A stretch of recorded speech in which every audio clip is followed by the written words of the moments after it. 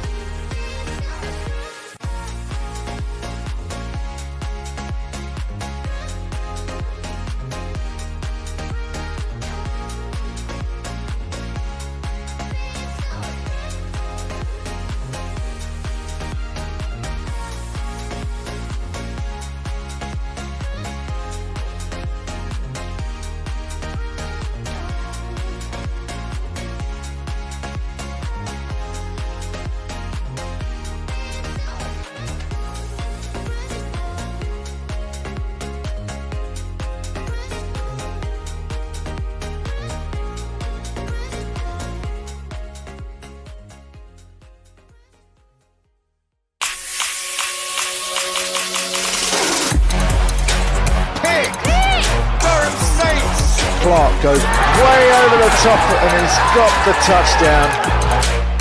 Second, player action. Brown has a man down the field. Downing has a bit of trouble that he has to deal with. He's found himself with space and a target who's open. It is a touchdown!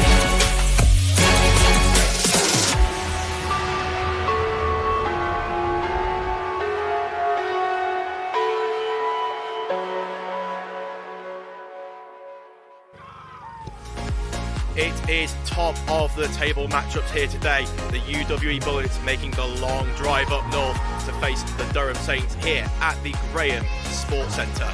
It's going to be interesting to see as post-season seedings are in order. Good afternoon, everyone. My name is Simon Stockwell, and we are here at the Graham Sports Centre watching the Bullets take on the Saints as all roads lead to BUCS Big Wednesday.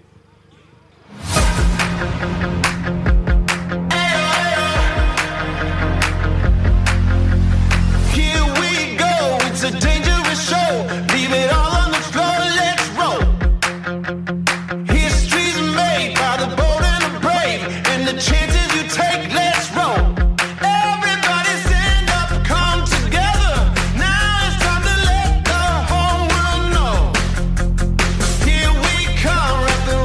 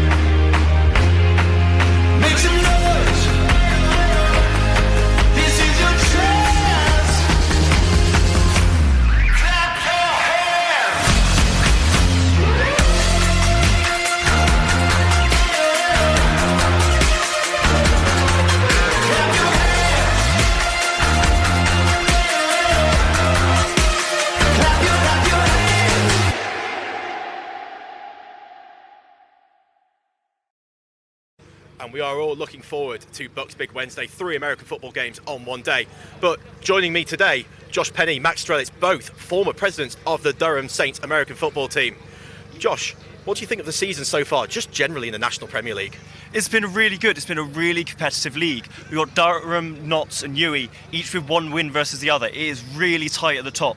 A win today or a loss to the other could be massive for their season and their playoff seedings.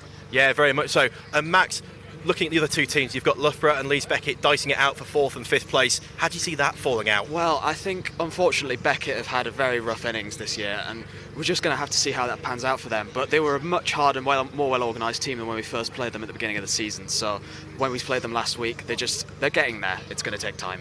For Loughborough, on the other hand, they're well coached. They're chippy, but they just play hard. So more power to them. Let's see where they go in the playoffs. They are indeed, and you think one of these two teams is probably going to play them.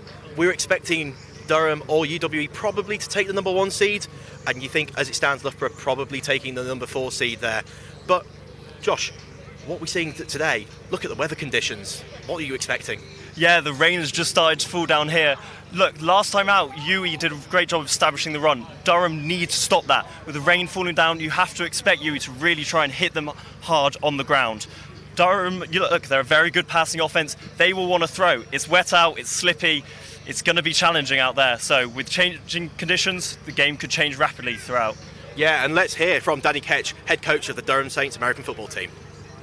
Danny, how do you feel as though your season's gone so far? Now you're staring down the barrel of the postseason. It's been a really good season. I think overall, kind of the National Premiers took a step forward. I feel like we're really competitive in it. Had a really good game down at UWE that we came up a little bit short in, but we came away with some confidence. We felt we had some mistakes to correct, and then obviously had a really good win away at Nottingham just before Christmas. So really excited to kind of get going in this second half of the season, and then obviously on to the post-season, which will be really exciting from there. Yeah, definitely, and you talk about that game down at Hillside Gardens, a 28-17 loss. What did you learn from that game, and what are you hoping to apply today? I think for me the biggest thing was that we knew we could go down there and we knew we could compete. Physically we were at it all game. We just needed to correct some of our mental errors. Penalties were one that we definitely cleaned up on. That was something that was a point of emphasis when we played Nottingham, and something that we've had as a huge emphasis throughout our practices and throughout our kind of meetings as we've gone forward from there, that we don't want to be costing ourselves yardage, we don't want to be keeping teams in games, and ultimately just continuing that progression to keep getting better every single day, those classic kind of cliches that you get from coaches. But we're just trying to get to a point where we're really happy with what we're doing, and I think we're at that. Yeah, and you've found a star quarterback this year in Candido, 18 passing touchdowns so far this season, but who else should we be looking out for on this Saints roster? I think everyone focuses on the marquee players, your quarterbacks, your wide receivers. For me, one of our best players is Gavin Tatum at left tackle. His energy, his enthusiasm, what he does in terms of as a presence on the field is huge in terms of what we do. Gavin's outstanding, and I think you'll see that today in his play, and he's very much a tone setter for what we do offensively. Defensively, we've got, we're littered with stars on the defence. One of the guys that I think is a huge up-and-comer that's really making big strides is Rory Humphreys. Rory's just made the GB squad last weekend, plays as one of our safeties and one of our defensive backs, and is having a hell of a season. So we're hugely excited to see him continue to progress and also really kind of contribute in this game today. Well, thank you very much, Coach, and best of luck today. Thanks very much. Go Saints. And it's great to hear from Coach Ketch there of the Durham Saints American football team about his keys to the game. But Max, very quickly, what do you think the keys to the game are for you and your roster? Very simple for Louis. Pound the rock. Run, run, run. Yeah, run game. And we're going to go and hear from the special teams coordinator for the UWE Bullets now. Sorry, give me what do you do? Steve, look at me, not the camera. Yeah.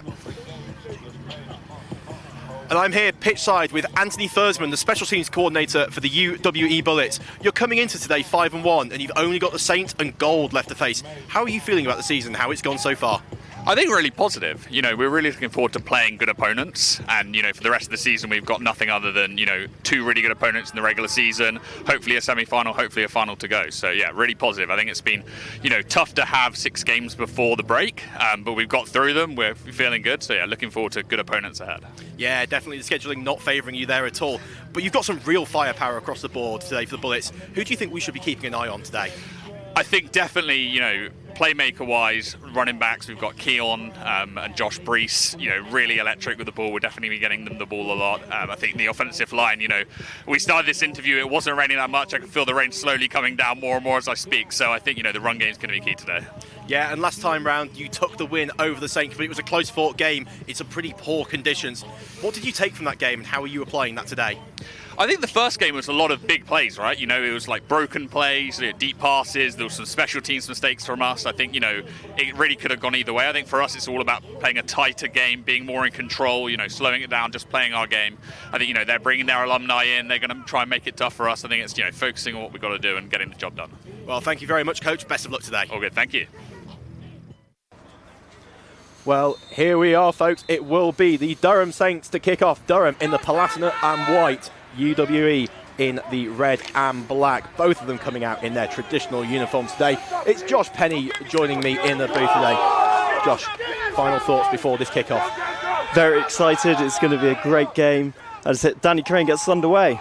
And we are underway. UWE will return it from their own 10-yard line, bringing it towards the middle of the field. Slips one tackler, evades the second. He is going a long way down the field. It's going to be brought down. That's number 30, Ricky Eng there on the tackle. But UWE with a big return on the opening kickoff.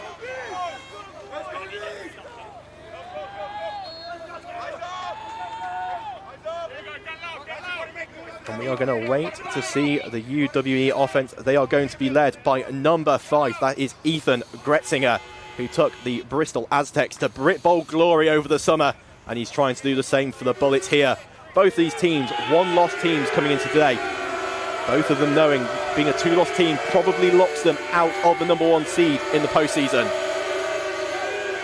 Trips to the top, and it will be. It looks like a busted play. Gretzinger having to take it himself and going to be taken down there. Number 52 for the Saints. That looks like George Tinworth there. Whether that's going to be classed as a sack or not, we don't know, with Gretzinger's helmet comes off. So Gretzinger, I'm guessing, will have to step out of this play with his hat coming off. Yeah, it was a great play run on by the Durham DN. That's Zach McMinn there, who's conveniently changed numbers for us. Oh, Zach McMinn, number 52 there. Late change of numbers on the roster. And it does look like Gretzinger has had to step out for a play. Let's wait and see. UWE are very adept at going for a wildcat look. And it does look like that. I think that's Keon Smart, number 2, who's going to be in at quarterback for a wildcat look. I wonder if we're going to get run to the outside. No, it's number 7.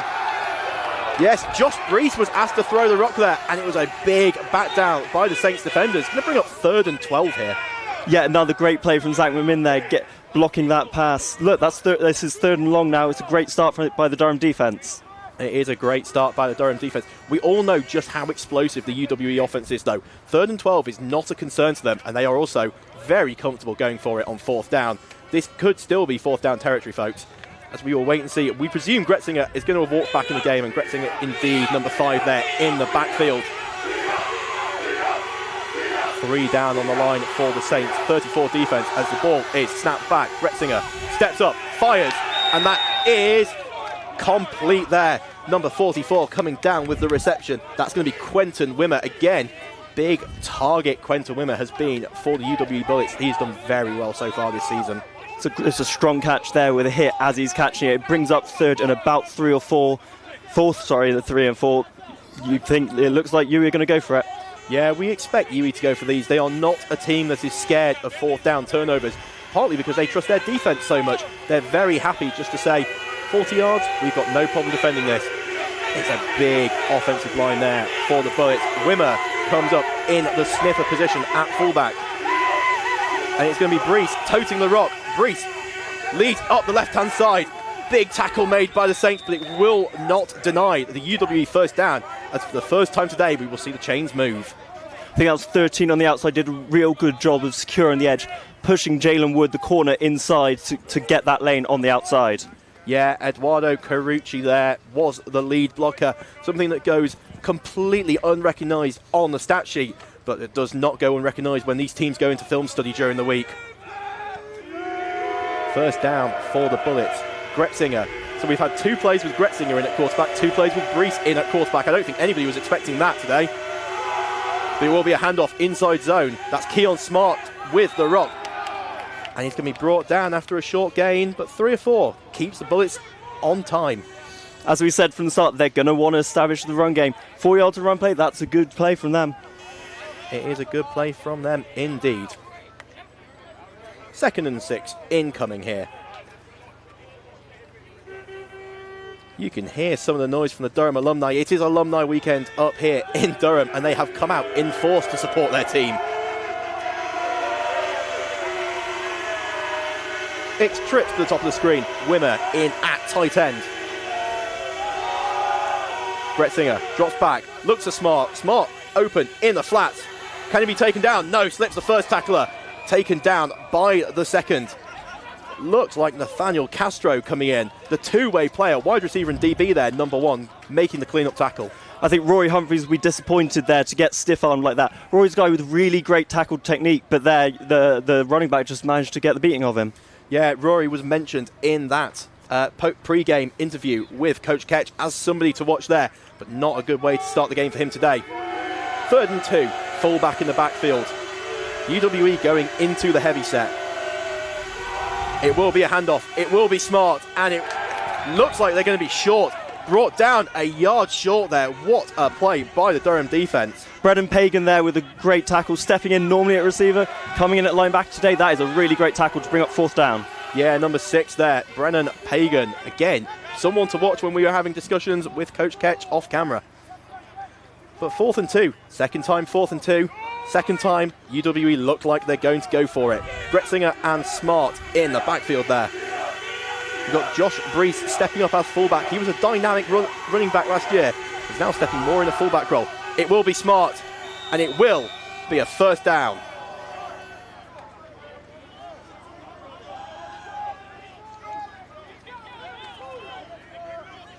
Really aggressive running there from Smart, pushing straight through the B gap. Trying to run off tackle there. It's that back-to-back times they've gone for the run on 4th down. It's bringing them success. They're going to keep bringing it until Durham can stop it. And we saw pre-game, we were talking about the UWE run game really being a factor today, especially with the weather, and it's showing that so far. Only 2 completed passes. As we see 1st down again for the Bullets. Keon Smart going for the Ashton Genty stance in the backfield. Quick throw to the outside, makes a man miss, makes a 2nd man miss, as he will go down the sideline before being wrapped up and taken out of bounds. Josh East there, number 21 on the reception. And a big pickup, and something that we see from UWE sometimes. They love these deep, explosive plays. They're more than happy to go for it. But a lot of their offense is predicated on these short, these quick screens. Let's pick up 7, 8, 10 yards. And as the game goes on, Josh, you've been there. You get tired, you really start to struggle. Yeah, it's difficult. You know, they have some big guys which, when they're coming up against the corner, it is not easy. The corners at Durham are really going to have to work to make sure they can't get those easy shots into the flats. UWE right on the precipice of the red zone here with Gretzinger. If they wanted to strike, they could do it now, but it will be a run. And Smart is going to have to try and get out of tackles, but he cannot there. Number 33, Rory Humphries there, coming in with the tackle, making up for the missed one earlier. Yep, it's a good job there. Durham just kept the pressure on. There was no gap appearing for the running back round the edge, and Rory closed him down.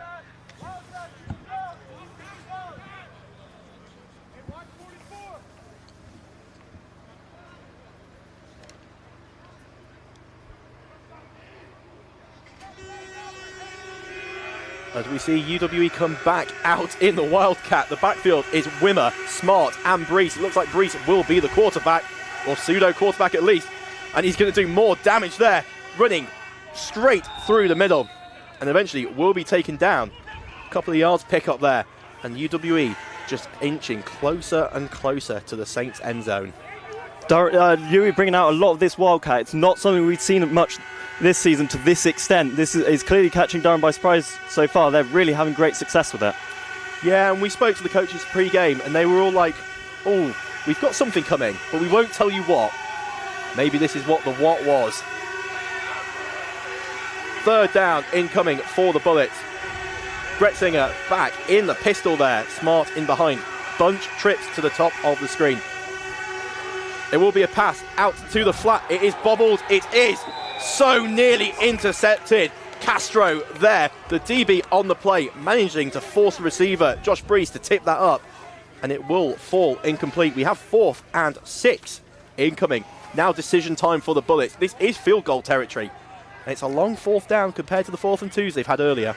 It is. I mean, we haven't seen UWE kick a field goal in possibly many years, so you'd have to expect they'll go for it. That was a great play from Castro. Bunch is tricky as a corner. You have to know your rules. He did very well, got the hit, forcing incompletion.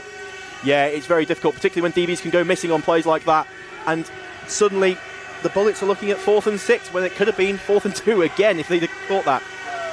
Gretzinger, Smart, you're going to hear those names all day in the backfield. It's a split out doubles, and it will be on the arm of Gretzinger. He's going to have to step through the pocket, steps up, fires, complete, and it is knocked out of bounds at the 1. It's a great stop there from Sam Brooks, forcing the stop at what looks like the 2-yard line. It will be. I wonder if we're going to see this Wildcat come back out again with a real heavy set there. Wimmer, Brees. Oh, we have a flag on the play.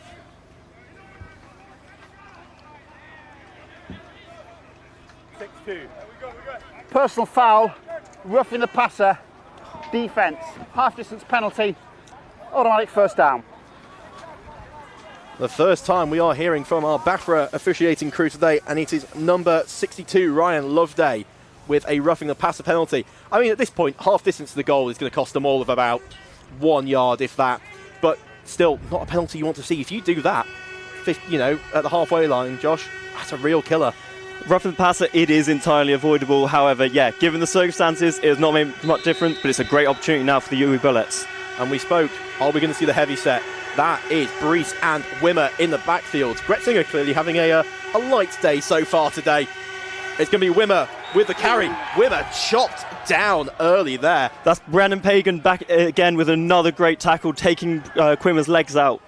Yeah, chalk another tackle up there for Brennan Pagan. Taken down, chopped out at the knees. So important right at the goal line. As we see another run, it's Wimmer again. Wimmer is still absolutely snarled. Look at the white jerseys coming in as Durham force him back. This is going to be a big, big loss of yardage before third down. This is a huge goal line stand so far from Durham Saints. That was a great tackle, combining 3 or 4 players all getting in there. It brings up about 3rd and 6, 7 for the UWE Bullets. Yeah, and again, if UWE were not going to kick the field goal on 4th down earlier, you've got to think they're probably not going to kick the field goal now. So this feels like 4th down territory. I think the Bullets have got 2 shots at this. As we have a timeout called by the Bullets. West of England. That was the first time out of the half. So UWE calling a timeout early, and not something you will often do that close to the end zone unless you're absolutely desperate to make sure you've got the right play installed. Clearly they've seen those past 2 plays from the Durham Saints. They really need to figure something out to make sure they get it in. 3 minutes and 53 seconds. It's been a strong drive thus far, though, by the UWE Bullets. Really, as we said, they've really quite established the run. It's only those last few plays where Durham really done a good job of really stopping it. Yeah, definitely indeed. And goal line stands really are tricky. When you're backed up against the wall, offensively, it's really difficult because you just don't have the deep space to work with. But defensively, you know it's all going to be really crowded. There's going to be a lot of clustering on defense. So 3rd and goal incoming. The Bullets, it is the opening drive of the game. They have absolutely eaten up the clock here on the opening drive. As we see Gretzinger, fullback on his left, tailback behind him.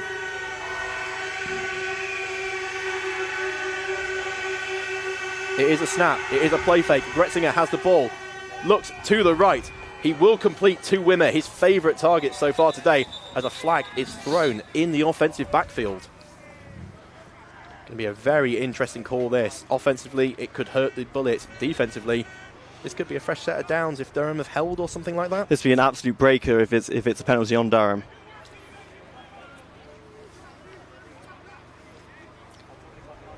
by the signal of the official, I think we're going to look at holding on the offence. Let's wait for confirmation. Holding, 77 offence, 10-yard penalty, 3rd down. Holding on the offensive line there, 10-yard penalty, 3rd and 16, 3rd and 17 incoming here for the Bullets. It was a bit of a choice for Ketch whether he wanted to accept that penalty. Look, you're looking at 4th down on the 2-yard line, but given the amount of yardage this will push the UWE Bullets back, it makes sense to give them those 2 downs instead. Absolutely, I think I would be taking the penalty there all day. I don't think I'd want the Bullets. 4th and 2, we've seen them convert this twice already today. I don't think I want to say, there you go, have another one, 4th and goal. Condensed formation here for the Bullets as we have our officials coming in to have a little chat. The result of play is 3rd and goal. 3rd and goal. Yeah. Just confirmation we are 3rd and goal here, folks.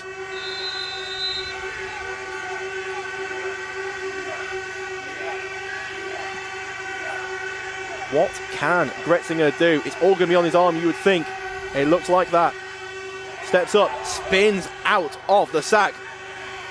Running forward, and he's going to take it himself. Huge tackle coming in there from number 48 of the Saints. Yeah, Derek Elsalt's there. Big tackle. And with the way Gretzinger was carrying that football, you've got to be concerned about the fumble there as well. And you saw Elsaltz go for it. Couldn't quite knock the ball out, though. The Durham defence did a great job to force him to have to run out like that. They had their men covered up behind. It brings up 4th down and potentially quite a few yards. It's a very critical play coming up. Yeah, this looks like it's going to be about 4th and 10 incoming. We'll look at the spot of the ball to confirm. 4th and 9. This will be do or die for the Bullets on this drive. Either convert for a touchdown or this will be a turnover on downs. Gretzinger takes a snap. Rush up the middle, has to try and escape. Jumps over one man, floats it out, and that is caught. And it will be Keon Smart with the opening touchdown of the game. Gretzinger too smart there in the flats. And that's the 2nd time this has hurt the Durham defence so far today. Yeah, that'll be a massive momentum play for UWE. Durham would have really loved to get a stop there. Look, he had Rory Humphreys caught in a bind. Rory didn't know whether to come at, here he is. He didn't know whether to come at Gretzinger, whether to look at the man behind, and Gretzinger does a very good job of just floating it over the top of him. Yeah, that's one of the most difficult plays you can expect for a safety there. You've got a quarterback you know is dynamic with his legs, but also has a great arm. I think either way, you're putting a bind there that you can't really win. And we see the traditional UWE going for 2. Kicking the PAT is not something UWE do. So this will either be 2 points or nothing. Gretzinger with the fullback in. It will be a handoff. It will be Smart, and he will be denied. The Saints defense rallies. And there is Rory Humphreys again. He seems to be here almost on every play. He did a great job holding on to that tackle, making sure UWE don't get those free 2 points. And sometimes when coaches mention the players they're expecting to see, it's really helpful when they start coming out and making plays, isn't it? Rory Humphreys mentioned in the pre-game there. So after the first drive, a real clock-eating drive. Seconds remaining in the first we have quarter. the UWE Bullets 6, the Durham Saints 0. Durham yet to possess the ball there. As the referee just said, 2 minutes 36 left in the half. UWE burnt 10 minutes off the clock with that drive. Yeah, we don't have long left in this half, as we're soon going to see Durham out for the first time on offense. Yeah, and it's really going to be interesting. It's Candido at quarterback, 18 passing touchdowns already this year, and he's also run a couple in with his legs. What's he going to be able to do? Because you need a big response, particularly after a drive that's taken 9 minutes off the clock. Throughout the season, Nico has not run as much as you'd expect, but last time against UWE, he was very smart in the pocket. When he saw gaps, he was running them more. He ran for more yards than he had in any other game this season. So expect him. He may run if the opportunity is there. Now the Bullets kickoff unit is coming out, a unit they are used to doing after scoring a lot. And it is a deep kick, but the Saints will return it. As we see the fake switch cut up the inside, plenty of grass in front of him, and he's going to be taken down. 2 Bullets defenders there take him down. And we will see Candido walk out onto the field for the first time.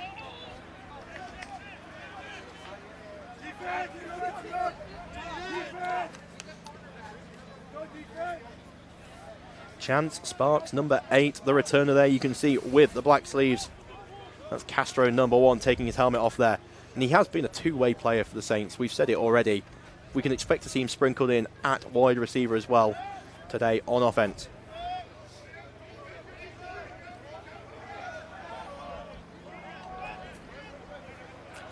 Candido coming in for the opening snap from scrimmage for the offense. As we have whistles coming in, let's see what this is, folks. Delay of game, offense, 5-yard penalty, first down. Delay of game for the Durham Saints. It did feel like they took a long time to get out there, and it will cost them 5 yards before they've even taken an offensive snap. It's a very avoidable penalty. I don't know why the offense have had plenty of time to be ready, so they'll be very disappointed with that start to their drive. 1st and 15 rather than the traditional 1st and 10 now, as the ball is handed off up the inside, and there was a bit of a push there, but not a lot of yardage gained, and a couple of UWE players suggesting that they might have got the ball as a flag comes out late from one of the officials.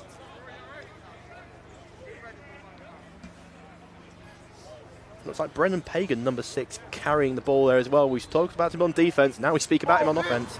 After the play was over, personal foul, unnecessary roughness, defense, 15-yard penalty, automatic first down. Unnecessary roughness and a 15-yard penalty. Particularly, the worst bit about that is the automatic first down. Just when Durham had got themselves moved back. As we can see, a little bit of pushing and shoving there at the end. And the officials throwing the unnecessary roughness flag. So a fresh set of downs here for the Saints. 1st and 10. Trips to the bottom of the screen. The motion man, number 7, slots in to form up doubles as the ball is snapped low. Candido's having to go and just falls on the ball. But that will be a huge loss. He is down as soon as he makes contact with the floor and has possession of the ball. That's 9 at centre, who I think will be quite disappointed to see that skid along the floor. You know, he's a very experienced centre. He's been at the club for 4 years. It's the last thing he wants to be seeing. It's a tough start to this drive. It is a tough start. It's a tough start to the game on offence for the Saints as well. And it's sometimes that little bit of nerves. You have these big matchups, particularly when we know that the Saints have not yet beaten the Bullets at any point during this National League. And you just got to feel that sometimes they need to get that little bit more. But can that more come from Candido? He looks to uncork it deep, but does not. Scrambling around in the pocket, making all kinds of men miss before connecting with a receiver. Going to be taken down. Again, that's Brennan Pagan, number 6. He is being dynamic both sides of the ball. But my goodness, Candido, we talked about him being a dual threat quarterback, and he proved it there. It's something we saw in the last game. He is very aware of his pocket. He does a great job there, avoiding the rushers, finds Brennan, but they've still got about 20 yards to go on this 3rd down. It is going to be a big conversion if the Saints make it. You would think that their punt team is getting lined up already. But we've seen Candido's arm. We've seen the deep throws against teams like the Gold. He has this in him. Can the Bullets lock up on defense? Fires, quick, caught, slipped one tackle. Can he make it miss?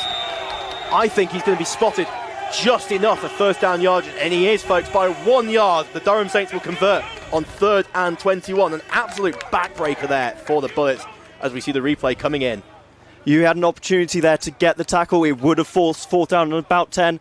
Cannon slips it and manages to get the 1st down for Durham. They've really got out of it on this first drive. Yeah, that's Utley, number 14 there on the reception, as you've got Franklin Jr., number 8, who was there to make the clean-up tackle, but just a yard too late. Durham Saints split backs in the backfield, flanking either side of Candido. Motion from Pagan, handoff up the inside, handoff now to the outside, making multiple men miss. And that's a lot of running for a couple of yards gain. Exactly that. Cam Lee there, but he's having to go at running back now. Yeah, there was good blocks in front of him, but there was just no gap between them for him to go.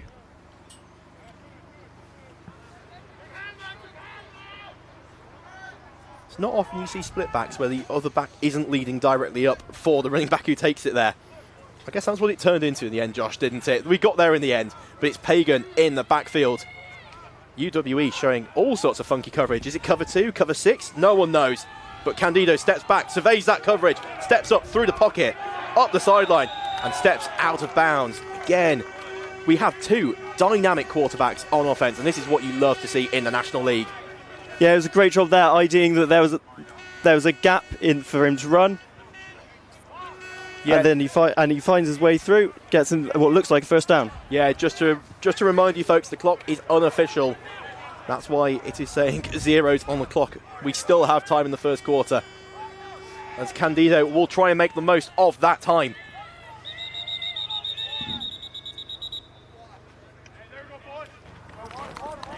This is the end of the first quarter.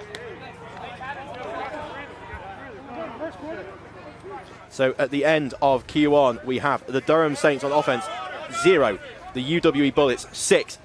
And at this point, 1.5 possessions in, if you want to call it that. This has been a very quick first quarter here. UWE taking up a lot of the clock. I mean, the keys thus far is we've seen great success by both Durham and by UWE. 3rd and 4th downs, making sure they're getting themselves a fresh set of downs. It's why these drives are going on so long. The defenses are getting themselves in good positions, but not getting the end result of forcing their 4 and outs or forcing them to punt.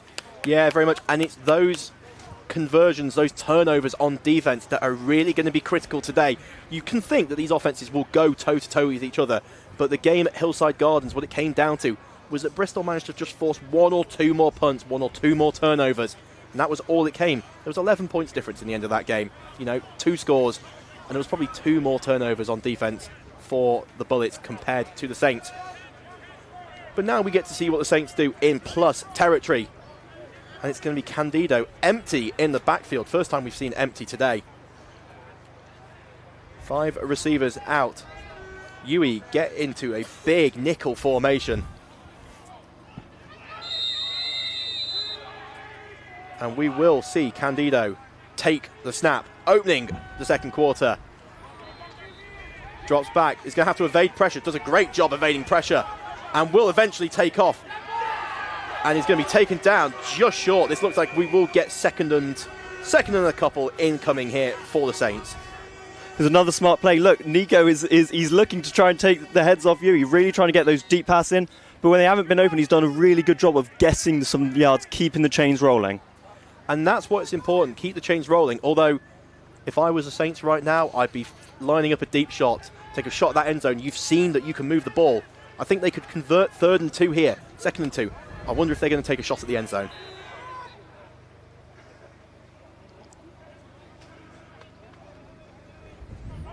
It will not be a shot at the end zone. It will be a Q speed option. He will be taken down, Candido, with the rushing yards and with the first down conversion. As you said earlier on, each team said they have some special plays ready for this. I think this is the first time all season we've seen a designed QB run for Nico, and it's brought great success, brought Durham within only about 12 yards of the end zone. And this is something that teams save for games like this, isn't it, Josh? You don't go and roll out this against teams when you're up 50 points. You just keep to your basic offense. But now we're going to get to see those special plays. Maybe we get to see the trick plays later on. But Candido will be 1st and 10. He's definitely in the red zone now. Snap back, pressure being brought by the Bullets. He's going to have to roll out. Can he make a man miss? He throws. It is complete. It is caught. And that is going to be very, very close to another chain mover there. Number 14 again, Utley on the reception. He was the man that converted 3rd and 21 earlier. Yeah, we'll have to look at the spot here. I think it may be a fresh set of downs to Durham with only 2 or 3 yards to go. It's a great job there. Nico really motioning to his receivers to get moving, try and give him an option. He does a great job. Yeah, as we see the replay here, Candido, what a great throw. Rolling to his left, throwing back at a man coming to his right. That's an impressive play. We hear whistles coming in from our officiating crew. We'll wait and see. Let's see. Result of the play is a first down. We will reset the play clock to 25 and start on the ready. So that will be a first down conversion. And people don't realise just how hard a throw that is. Rolling to your left as a right-handed quarterback, throwing back to the right. Candido really is something special here for the Saints. But it's going to be 1st and goal incoming. What can the Saints do? We saw the Bullets punch it in. Candido looks, throws, caught, and again, that's Utley. Conversion on 3rd and 21. Conversion to make it 1st and goal, and now a touchdown as the Durham Saints will tie this game up 6 apiece with a PAT incoming as we have a flag down on the field apparently.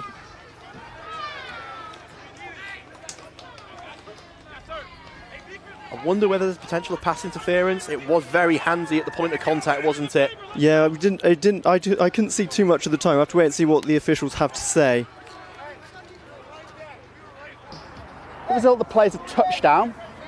Personal foul, roughing the passer, landing on a prone player number 8 defence. That 15-yard penalty will be enforced on the kickoff. Try down. So there we have another roughing the passer. That will bring the kickoff further up. Franklin Jr. there, number 8, who was guilty of roughing the passer. As we will see the Durham Saints look to take the lead through the leg of Danny Crane. He has been very automatic on PATs this year. Going to need a clean operation for the Saints. Snap back, hold down, kick is away, and the kick is good. The Durham Saints take the lead up here in the north of England. It's been a long day up for the Bullets, and it could be longer still if they can't wrestle this lead back. What a throw by Candido. Under pressure, gets it to Utley, beats the defender there, number 16, Joe McGovern. And the Durham Saints take the lead. It's been a great drive from Cannon Utley, particularly. Many plays as we went up. Look, he's carrying on his momentum. He had 2 touchdowns last weekend against Leeds. It's a great result. And look, Durham now take the lead. UWE want to go for their 2 points. It is a risky play compared to Danny Crane, who is kicking almost 90% of his PATs over the season. It's the risk UWE are willing to take, and now Durham have the lead. It is the risk they're willing to take, and it let them down when they travelled to Nottingham. There was 9 minutes 55 in the quarter. 9 minutes 55. Well, there we have it. If UWE have another drive like the last one, we could be at half-time with only 3 drives in the first half, folks. But yeah, we saw it when they went to play the Nottingham Gold. That game, 27-26, it came down to a single point. And that was all because UWE missed 3 of their 4 PATs. There's so little between the 3 top teams at the top of this division. Small plays like that, they can make all the difference at full time. They can indeed. Remember, kick off from the 50, folks, because of the unnecessary roughness. Let's see if this is a little pooch kick or if Danny Crane sends it out the back of the end zone. And it will clear straight out the back of the end zone. Do not give those dynamic Bullets returners any chance. The plays a touchback. It will be 1st and 10 at the 20-yard line. Correction at the 25-yard line. 1st and 10 from the 25-yard line as Gretzinger will lead his offense back out onto the field. Now, you've seen 1 drive from each team. What do you want to see from the Bullets now, Josh? Look, the Bullets had great success on the ground. If they can continue that, you could see them do one of their very long drives up down the field. We want to see if Gretzinger can really open up the playbook by making some throwing plays. They've had limited success thus far against the Durham DBs. They have indeed. Durham coming out, looks like a cover 3 shell, falling back to a cover 2 shell when the safety steps back. As Smart motions to the slot to give empty, and now comes back across, trying to get any information he can from this Durham defence, and the play is whistled dead pre-snap. Prior to the snap, delay of game, offence, 5-yard penalty, still first down. And sometimes that's the risk you take. You try and get information out of the defence with all the motions, and it just costs you time on the play clock. And you can hear the amount of noise that's coming from the sidelines after plays like that. You can feel that the sideline are just trying to get on the backs of UWE any small advantage they can in this game. Yeah, definitely. So 1st and 15 incoming for the Bullets. They have been good on the ground, good in the air. I wonder if they're going to try and go back to whatever play they were trying. It looked like they wanted a jet sweep to Smart. But it will be Gretzinger in the gun. Fumbles the snap, falls on it, and that's twice now we've seen. 1 snap low, that snap high. And Gretzinger will fall on it, using yardage, and it will bring up 2nd down and even longer. We're getting deja vu of the start to the Durham drive, of delay of game followed by last time was a poor snap, this time Gretzinger just mishandles it. Could that be an impact of the weather we got out there? It seems like it's still raining significantly out there. Yeah, it looked like Gretzinger just took his eyes off the ball as he brought it in. It looked like he wanted to look at Keon Smart to give the handoff. Maybe the timing just slightly off there. 2nd and 17 incoming for the Bullets as the noise intensifies. We will see a handoff up the middle to Smart, and he will be taken down. Brings that back to around where the initial chains were. We're looking at 3rd and 10 now incoming for the Bullets. UWE carrying on their momentum. They again hitting their gaps. They've got their very big O-line is opening up for the running back. They're giving themselves a good opportunity to keep the chains moving on this offense. They are indeed. We've not seen a huge amount of Gretzinger's arm today. Obviously the passing touchdown, just floating it over Rory Humphreys there. But we've not seen those deep throws we've become so accustomed to from the Bullets over the past 4 or 5 years. Their philosophy is still the same. They will take the deep shots if they have it. As we see Gretzinger steps up, spins out of a sack, but he will be absolutely taken down there. Multiple Saints defenders running in, and Gretzinger will not be able to convert that third down. He really tried his best there, Gretzinger. He's got so many guys around him trying to take him down as we have a penalty on the play. Holding, 53 offence. The penalties declined. Result of the play is 4th down. Alfie Keary there called for holding on the offence, but rightfully so. The penalty will be declined. 4th down. 4th and 11, 4th and 12 incoming for the Bullets. As I think we're going to get to see the fabled Bullets punt team. And we see wholesale change from the Bullets. It's so rare to see their punt team walking out. Yeah, it gets quite a reaction from the Durham sideline, but there's also confusion there seems to be in the Durham ranks about who needs to be out there. They're going to have to sort this quickly. Does look like the Saints have managed to get it sorted out. Punter deep in the backfield. How well practiced are the long snaps? It came up a touch short, and the punt is very high and very short. It's going to take a Bullets bounce, but will it cross halfway line? No, the Saints will be starting in plus territory, up 1 point here in the second quarter. Durham's defense will be feeling great out there after that. They made some great plays, really putting pressure on Gretzinger. And look, if you're getting your offense the opportunity to start in your opponent's half, you're putting yourself in a great position to potentially further your lead in this game.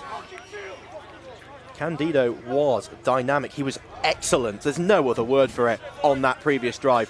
And now his second drive of the game comes in with just 8 minutes left of the second quarter. We've seen Brendan Pagan, number 6 there. He is flanking Candido. He's made so many plays offensively, defensively. Utley at the bottom of your screen. It's going to be a quick tunnel screen to the outside. Great block there by number 13, the receiver. And we see number 18 for the Saints there. That's going to be Marcus Libman. It's a great play to start your offense. Just a simple check down, get the completion, try and get some yards. It's a great job to get the chains rolling. It's a great job blocking out in front by the 2 receivers. And that's something, again, we speak about it. It just goes unnoticed. It's a great little block on that tunnel screen. The receiver takes 1 step forward, turns round, expects the ball. But the one thing he has to rely on is his slot receiver coming in to take out the corner that was initially marking him. Candido in the gun again. It's tripped quad flow to the bottom of your screen. 3 receivers, 1 running back. Candido rolls to the left, spins back round, rolls to the right. He's going to have to make some magic here. And is that going to... Oh my goodness! That is caught, and it's unbelievable. I thought Candido was going to be throwing that away. But no, that is going to be Libman again bringing that ball down. It's going to be a short gain. But my goodness, what a play for that short gain. I had no idea how he managed to see anyone out there. It looked like it was potentially a grounding. He was just trying to throw it away. And Marcus Libman just appears out of nowhere to make the reception. Sometimes you look at quarterbacks and think they're otherworldly, and it's one of those plays that where you go, that's not something I could do. Candido, what's he going to do this time? It's going to be a pull, and it will be a throw out to the outside. I think the receiver will be brought down just short there. Getting a bit chippy on the sidelines there, but it will be number 7 there. That's going to be Lee with the reception. Third and short incoming, Josh. What do you want to see here?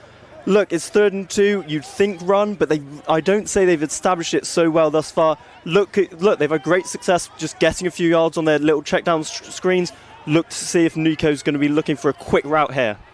And we've seen one design quarterback run already for Candido. Oh, there's encroachment. And the flag is thrown. The Saints will be upset with that. They wanted the free shot. Candido wanted it, and all the receivers were down at the end zone, ready to go take the Hail Mary. But that will be a 5-yard encroachment. Offside with contact defence. That 5-yard penalty brings up a 1st down. And that is the killer as well. It's not just the 5-yard penalty, it's the 1st down for free that is brought up for the Saints. It's a very smart play, you know, try and draw them offside, try and get a free play when you've got short yards like that. And the UWE nose tackle falls for it, brings up a fresh step down to Durham. It does indeed. Durham are looking ascendant on this drive right now, but can they punch it in? Candido looked quick to the right, surveys left, steps up through the middle, makes a couple of men miss. Candido is still going. He will be taken down, but that's a big gain of yardage. Let's see if a first down is signalled. That was some brilliant protection there by the Durham O-line. Look, thus far, Nico's been under a lot of pressure, but there the O-line did a phenomenal job, opened up a huge gap down the middle with all the receivers upfield. Nico takes the gap, gets his team for a first and goal. It will be first and goal. You see the chains dropped at the top of your screen. What will the Saints do? First and goal. Last time it was that quick route outside to number 14, Utley. You see him at the bottom of the screen there. It's trips to the bottom. Candido looks that way. Going to have to survey. Rolls out left. Flag comes in the offensive backfield. He throws, and it is caught, but we will wait and see on the flag. Lee with the catch. But I think it's going to come back, folks. We will wait and hear the officials' call. Yeah, it looked like a hold on the outside, potentially for Chris Taylor on 69, but we'll wait and see what the referee has to say. There were 2 fouls of the play, both against the offence. Holding, 51 offence. That penalty is declined. Holding, 69 offence. That 10-yard penalty will be enforced. It will still be first down. And this is one of the things that's really difficult with a scrambling quarterback. You are, as an offensive lineman, expecting to protect almost a semicircle for that quarterback to sit in. And you have your back to him. You do not know where he is. And when he's rolled out and the defender tries to step to your side, it's very easy just to grab hold of him and say, I don't want to let you go there. It's so difficult to avoid all your instincts not to let the guy pass you, but unfortunately, that's what brings out a flag if you don't. So this will back the Saints up. It will still be first and goal, but it will be first and goal from very, very deep. Bullets bring pressure. Run up the middle. There's a hole up the middle. Makes a man slip. And is that Pagan with the rock again? It is number 6, Brennan Pagan, carrying the ball there for the Saints. Dynamic ball carrier so far. I think they've done a very good job there of really keeping UWE unawares. Look, many of us would have expected 3rd and 15 plus yards to go. A big pass, a shot, a 1st and 15 to go with a shallow end zone. But instead, they run it and with great success. 2nd and goal incoming here for the Saints. Saints sticking with this single back in the backfield, not going heavy like the Bullets have done. Candido looks to his right, looks to his left, still scrambling to his left. Going to try and outrun the man. Makes a step and will be taken out of bounds there. Probably gain of a couple of yards. It's going to bring up 3rd and goal from, let's say, the 2-yard line here for the Saints. It seems so far it's play after play of Nico's incredible awareness of who's around him, what's coming at him, to really get as maximised, to try and get some yards, even in what look like perilous positions. Here we see it again, bringing Durham up to, with potentially only 1 or 2 yards to go to punch it in. Yeah, we've seen it from both quarterbacks today. Pocket presence has been outstanding from the pair of them. Candido always being flushed to his left as well, having to make those difficult throws when he's going for it.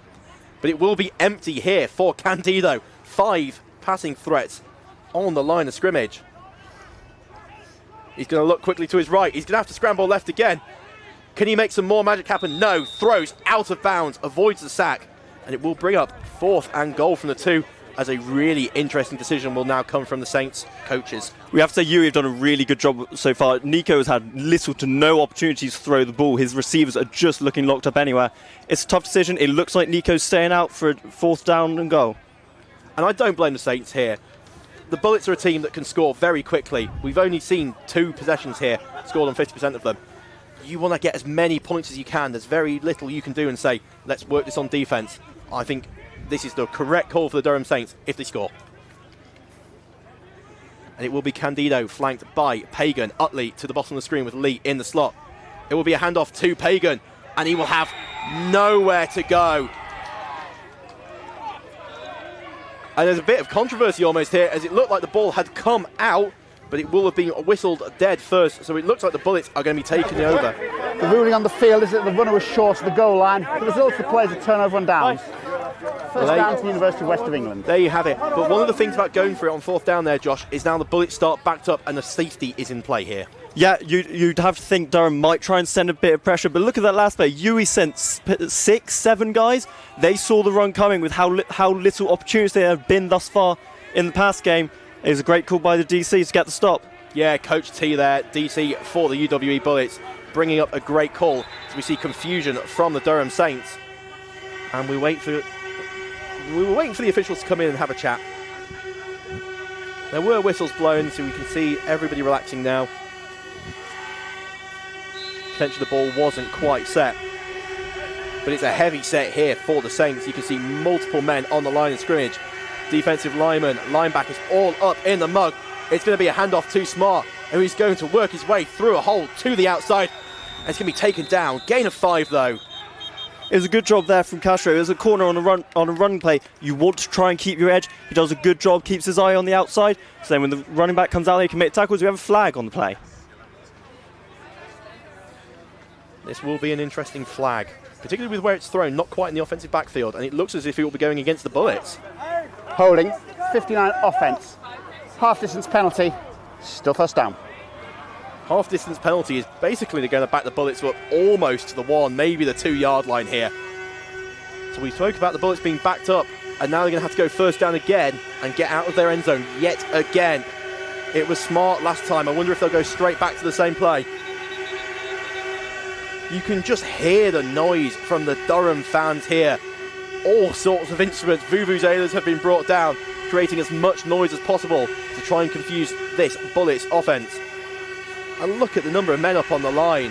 1, 2, 3, 4, 5 on the line. You've basically got 3 more within the realms of it. The Saints are going to commit to stopping the run, and it will be a quick pass to the flat. Brees is going to bring it in. Great tackle by Rory Humphreys there. Going to bring him down. Gain of a couple on the play. That's an enormous tackle from Rory, only a second-year player, but look at the strength in that tackle. It tells the receiver he is going nowhere. And as we see time winding down, I wonder if the Bullets going to make the conservative call here and say, let's try and run out this half. Or, Josh, do you think they're going to take a deep shot at some point? You have to think. We haven't seen many thus far. We've seen a lot of run play. As soon as they see those corners, those safety start to bite down, watch the shot come over the back. Although we are in the Wildcat here. That is Wimmer, Brees and Smart in the backfield. One of the heaviest backfields you'll see. Oh yeah, and he's going to be taken down. Unbelievable play there from the Durham D lineman to get hold of Brees and bring him down. Zach McMinn with a massive stop there. It brings up a really tough situation for the UWE Bullets. It's a huge stop. They brought that pressure. They said in the Wildcat, look, they're going to try and run it in Wildcat. They said they weren't going anywhere. Yeah, we've seen one pass from Brees. That was on that second play after Gretzinger had to step out. And that was a straight back down. It was McMinn again, wasn't it, number 52? We're seeing all the same names coming up for the Saints, for the Bullets. And you've got to think at some point, one of these guys that hasn't quite made a play yet is going to have to step up. And will it be on this third down as Gretzinger comes back into the game? Brees behind him. Quick throw to the outside on the slant. Big pickup here for the Bullets. And that will move the Bullets up the field. It will alleviate those backed up concerns. We have number 20 there, Sam East, with the reception. It's a great route. Look at the speed he's got to beat his corner. It's great to spot it by Gretzinger. They've had a great success. It brings them a first down. It gets them out of what was a very perilous position, backed up at their 2-yard line. Yeah, and suddenly the offensive playbook has opened up so much more for OC Jadrian Clark. He's had to work with a lot in his career, in the ELF, and he's now bringing this to the UWE team in Bristol. Ethan Gretzinger here. Quick throw out. And that's great blocking from the offensive line. That's a lot of space to go there. Number 20. Will he be brought down? No, he will be pushed out of bounds, but he gets his way over the halfway line. Sam East again with the big reception. Oh, we have a flag on the play, but it looked like Durham had a load of men there, but a second wave of blockers coming to stop it. We have a flag a long way back. The flag is basically just behind Illegal the block in the back, offence, 10-yard penalty, first down. And it's heartbreak for the Bullets, illegal block in the back. And it's a real struggle, particularly as an offensive lineman, when you run out on those tunnel screens to just not quite get the right bit of the defender.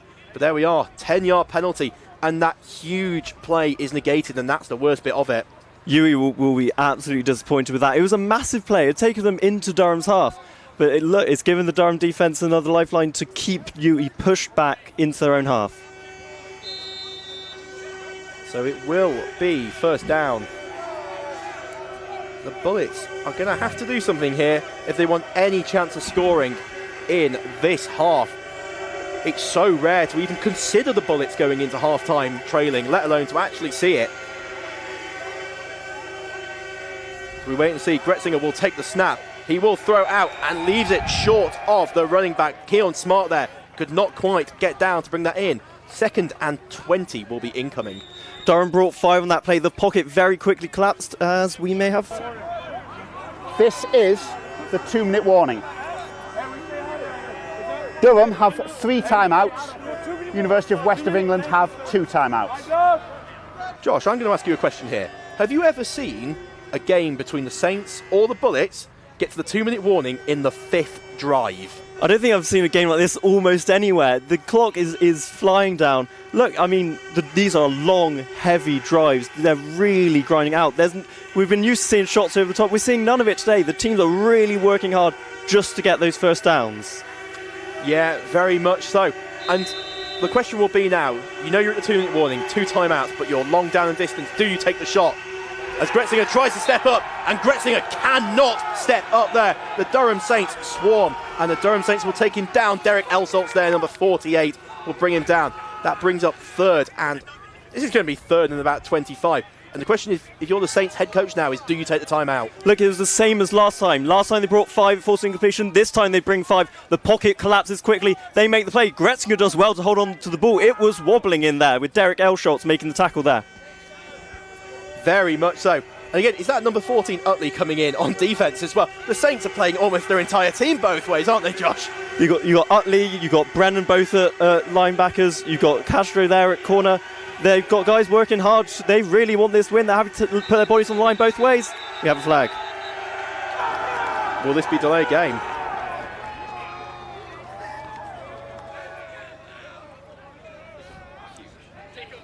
I mean, based on the signal, will be a delay of game. Let's wait and see if we do get confirmation of that.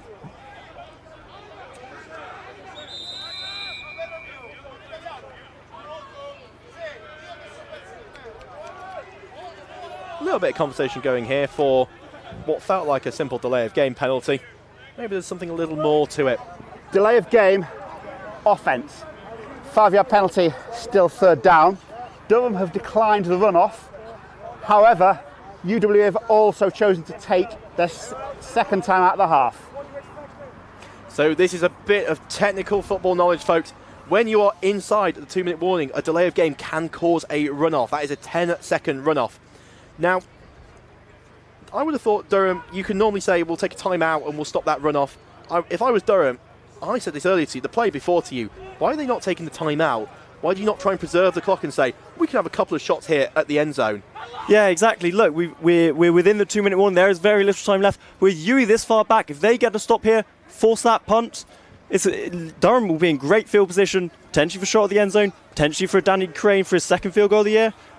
It's a great opportunity here. So that you see they surely want to just pause the clock as much as they can, give their offense some time to try and create something. Yeah, if I was Coach Ketch, I'd have been taking that and saying, I trust my defence, even if you convert this to hold you out before half-time. And then maybe you get a shot at the end zone. We've seen it before. Durham is famous for Hail Marys up here at the Graham Sports Centre. Over the years, we've seen a many number of them and games decided by it. It will be Gretzinger, steps back, he tries to throw, he uncorks the deep one, and that is incomplete. Falls 1 yard deep of the receiver, East on the play. You have to see Durham put great pressure on there, but here we had our first shot deep. It's overthrown. Look, he had Chance, Sparks, and he had Castro in coverage there. It would have been a tough reception to come down with. We have another flag. The flag's come down in the offensive backfield. Holding offence. That penalty's declined. 4th down. And I think rightfully so declined there by Coach Ketch of the Saints. There's no good saying, let's replay that down, but move you a couple of yards back. Decline the flag. Let the play stand incomplete, bring up 4th down, and the Bullets are going to have to do something I have never seen. They are going to punt from their own end zone. And the thing is as well, punter is normally looking for about 15 yards back from the line of scrimmage. UWE don't have 15 yards here. They are in a more condensed formation. The punter's going to have to watch his back feet, watch not to step out the end zone, and make sure he gets this away. Going to be really interesting, really condensed punt formation. This is going to be all on the block. The snap is good, and the punt is away. It's not the longest punt, as the Durham Saints player will not return it. Just bobbled on the floor. Takes a little bit of a Bullets bounce before working back. but the Durham Saints will have under 60 seconds to go and test the UWE end zone.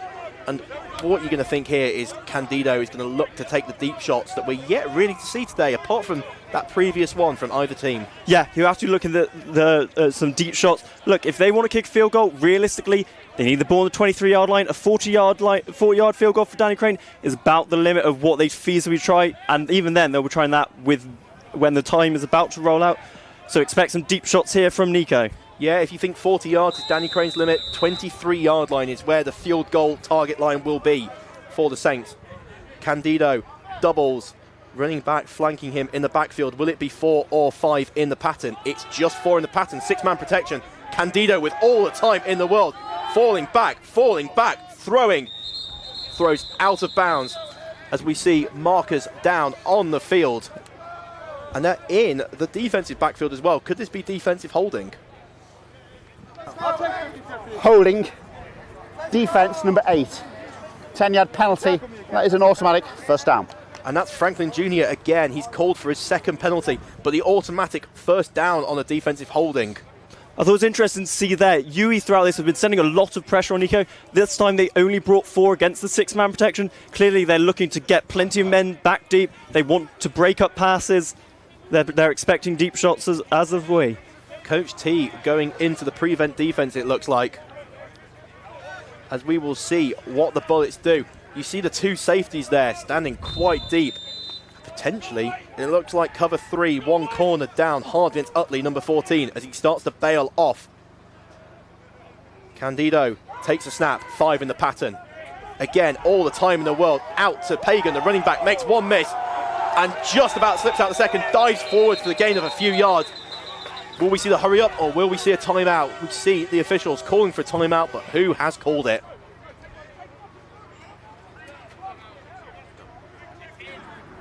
Timeout, Durham. That is the first timeout of the half. So Durham calling their first timeout of the half, but time is really the factor here. We are getting into Danny Crane's field goal territory, aren't we, Josh? We can see where the ball is. It's on the 25-yard line. We spoke the 23-yard line was probably their target line to say. There are 42 seconds remaining in the quarter. 42 seconds remaining in the quarter. 42 seconds, so a little bit more time than we thought. The Saints have time now to throw this ball over the middle of the field. They've still got 2 timeouts. They've got plenty of ability to stop the clock if they need to, if they do not get out of bounds. Yeah, 42 seconds, 2 timeout. You have to think they've got plenty of time to take shots, but I've worked with Danny. I've seen him kick it from the back of that's soccer halfway circle. I've seen him kick from there, so this is well within his range now. They're a great opportunity.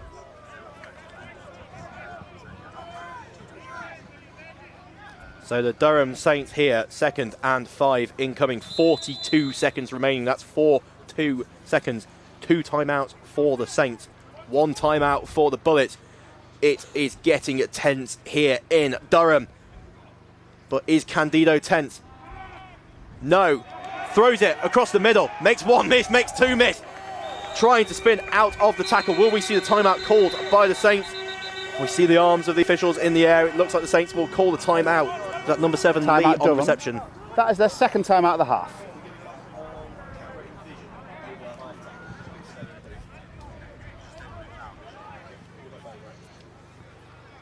There are 35 seconds in the half. 3-5, 35 seconds. So that play took all of 7 seconds, puts them well within field goal range and puts them well within striking distance of the end zone. And you've got to think, you're the Durham Saints, you can complete this over the middle, still with a timeout left, even if you get brought down at the 1 or the 2 yard line, particularly with Super Bowl 60 coming up. We've seen a repeat of what happens if you throw from the 2 yard line. Will we see it here? As a Seafoot Hawks fan, that is not a memory I want to think of. But nonetheless, there's a great opportunity here. First down, they could take 3 shots at the end zone. It's a 27-yard field goal for Danny Crane. That's comfortable range for him. He's made 30 already this season. And I'll keep quiet that I'm a Patriots fan, as Candido is in the gun, flanked by Pagan. The Bullets look like they're going to bring pressure. He steps back out. Candido waits for it to happen. Candido is going to try and step up. He rolls to his left again, spins back round, rolls to his right. He's got space if he makes it round the defender. He does not. Throws it. Incomplete. There was cause for pass interference, but they will not be given. It was Libman again, the target, number 18 on the play. a lot of times come off the clock with that, with Nico coming out, rolling left, rolling right. I think a lot of time has been lost on the clock from that play. I don't think it doesn't quite matter though. Second and goal, unless you're going to 25 seconds remaining in the quarter. 25 seconds. Unless you get a defensive holding and you get a first set of downs again. 3 plays here. You don't really want to give the Bullets the ball back, even if you do not convert.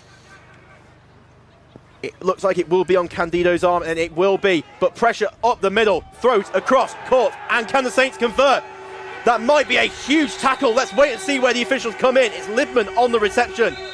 As we see the Saints desperately calling that final timeout of the half, he did not quite reach. While we're talking about Super Bowls, 1 yard short. Timeout Durham. That is the third and final timeout of the half. Third and final timeout, so this will be third and goal. There are 15 seconds remaining in the game. Correction in the half. 15 seconds, 1-5. 15 seconds remaining in the half. So you've got to think, Josh, this is probably going to be 2 passes. I can't see the Saints running this ball. If they run it, they maybe just have enough time to get a playoff immediately if they're brought up short. But it's not the way I would go about it. 2 passes, I think, the only option here for the Saints. What do you think? Absolutely. 15 seconds left. We have to expect quick shots. Nico just keep going for it.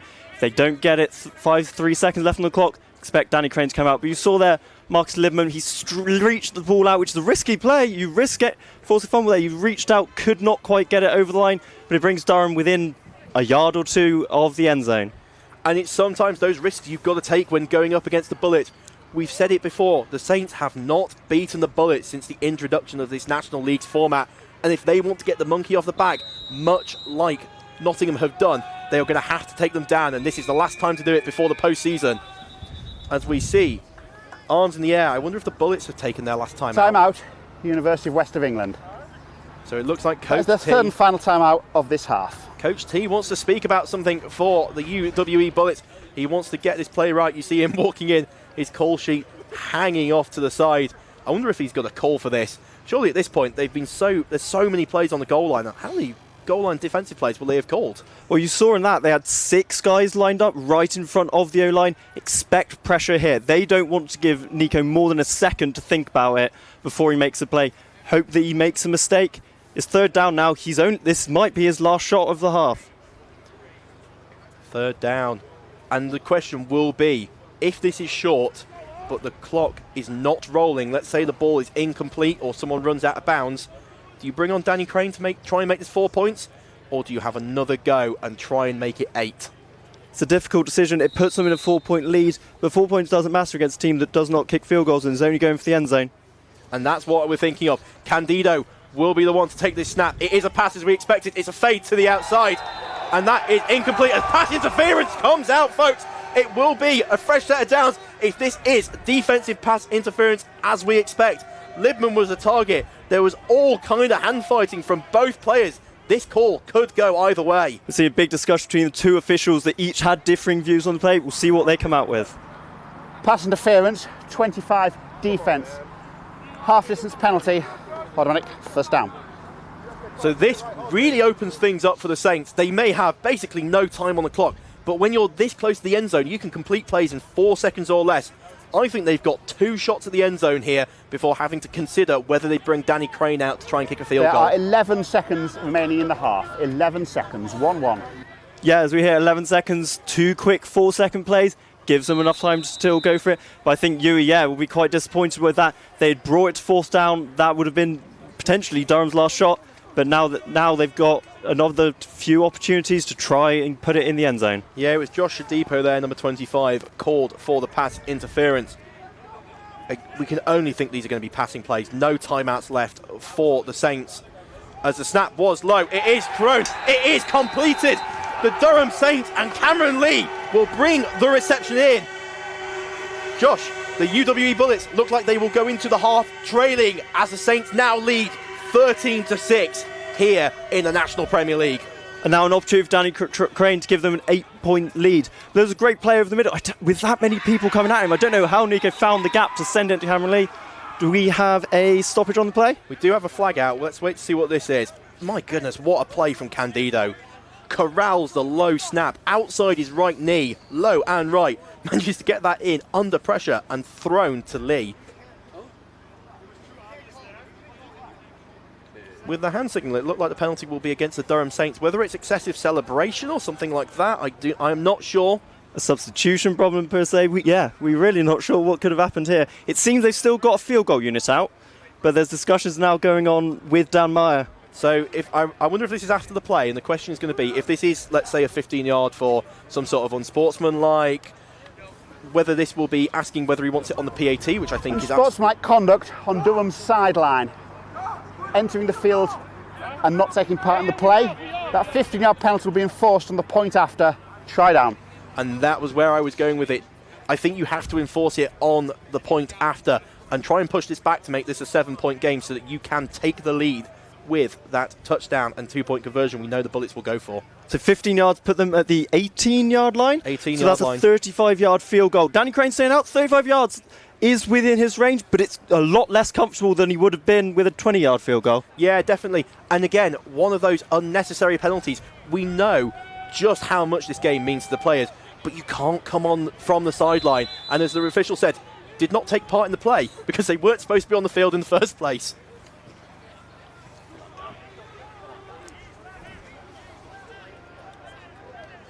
This is going to be a big operation here for the Saints. Snap was a little high. The kick is down. The kick is blocked. The kick is blocked for the Durham Saints. And the kick goes through the end zone. Oh, we got a flag down here. Something's happened. Something has happened. Whether that was during the play, after the play. This, again, another crucial penalty. We saw a Durham offensive lineman down on the field. And we will wait and see. There's big discussions going on here. We were too interested in watching the ball roll out the back of the end zone to be able to see what was happening there, folks. Of course, this is a question of whether it happened during the play. Could it be running into the kicker, which would put them back? Is it after the play, and then we're looking at a penalty on the field goal? There's a lot could happen. It could be another opportunity for Durham. It could instead reduce or basically take away any opportunity UWE may have after the coming kickoff. So we spoke about the first half going very quickly, and this 2-minute warning has been going on for quite a while with all the penalties, the timeouts, the drama. And it looks like it will be against the Saints.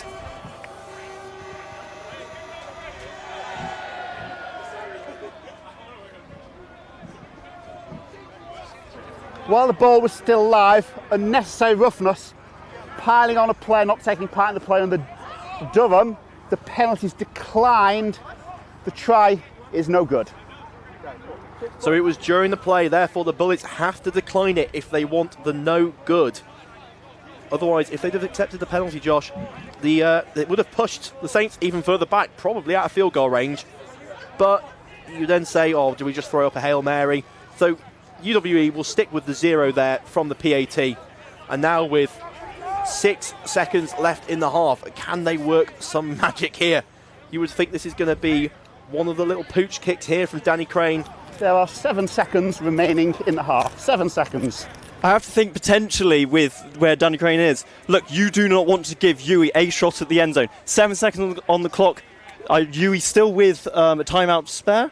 No, they're out of timeouts. So then there's no opportunity for them to stop the clock. So you expect Danny Crane to launch it deep, try and push UWE back so they aren't in range of the end zone. And we've seen the Bullets returners be good in open space today as well. They've slipped a couple of tackles. All it takes is for that one nice block to line up. And this could be running all the way to the far end zone. What have Durham elected to do here? It will be a deep kickoff, and it will be returned by the Bullets. You think this is either going to go or it won't, folks. It's Brees on the return. He's trying to go up the sideline, and he will be taken down.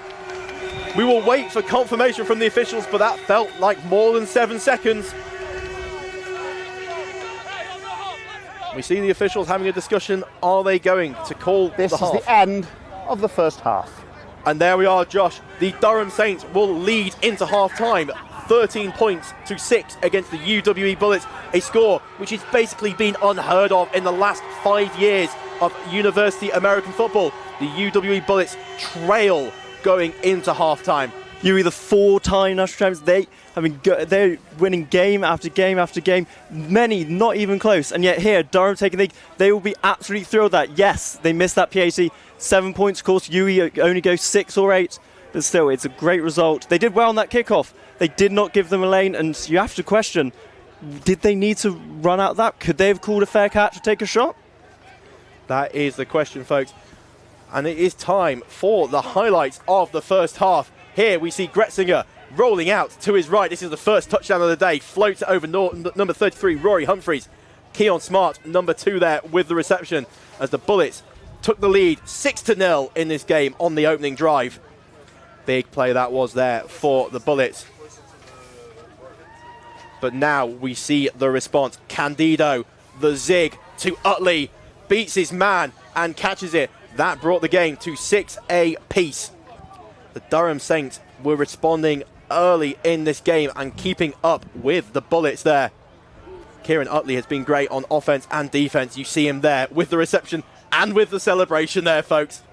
And then Candido, what a way to corral the snap and throw it over them on the slant to Cam Lee, number 7. He's been a great receiver across the middle, really gutsy, putting his body on the line. And that brought the score to the score we have at halftime. 13-6 here. The Durham Saints lead over the UWE Bullets.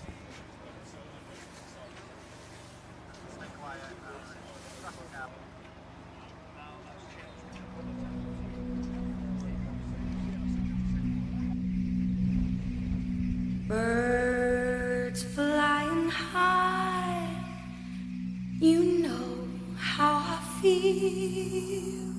Sun in the sky, you know how I feel. Breeze drifting on by, you know how I feel. It's a new dawn, it's a new day. It's a new life for me, yeah. And I'm feeling good.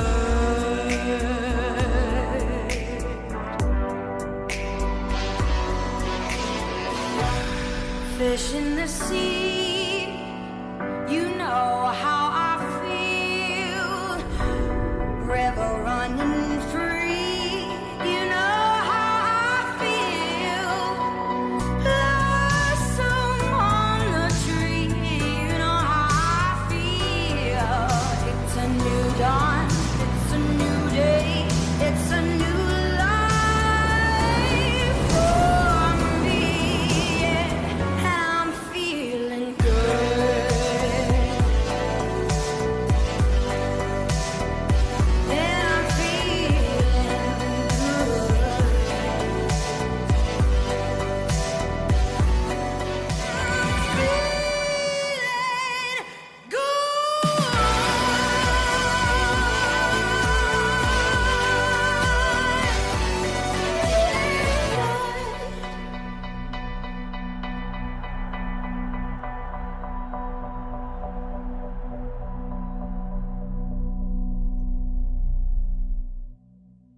Welcome everybody to BUCS Super Rugby. That's right, the best leagues in the land are back. We are back for our 10th season, 2016. What was happening back then? Donald Trump, first time he got elected president. Stranger Things was first aired.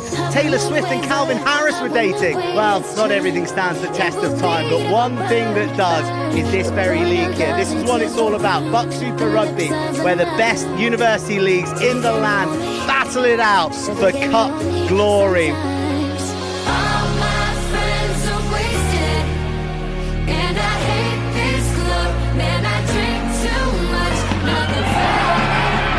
Is there enough dead ball, Aaron? You betcha! Go storming on, Dragon Ventures!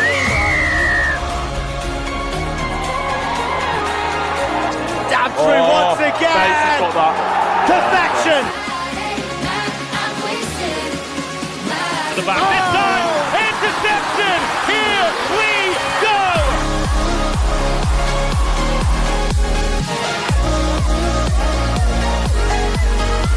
Wednesday nights, where else have you been? BUCS Super Rugby with us on the live stream or here in person. The best league in the land. See you next time.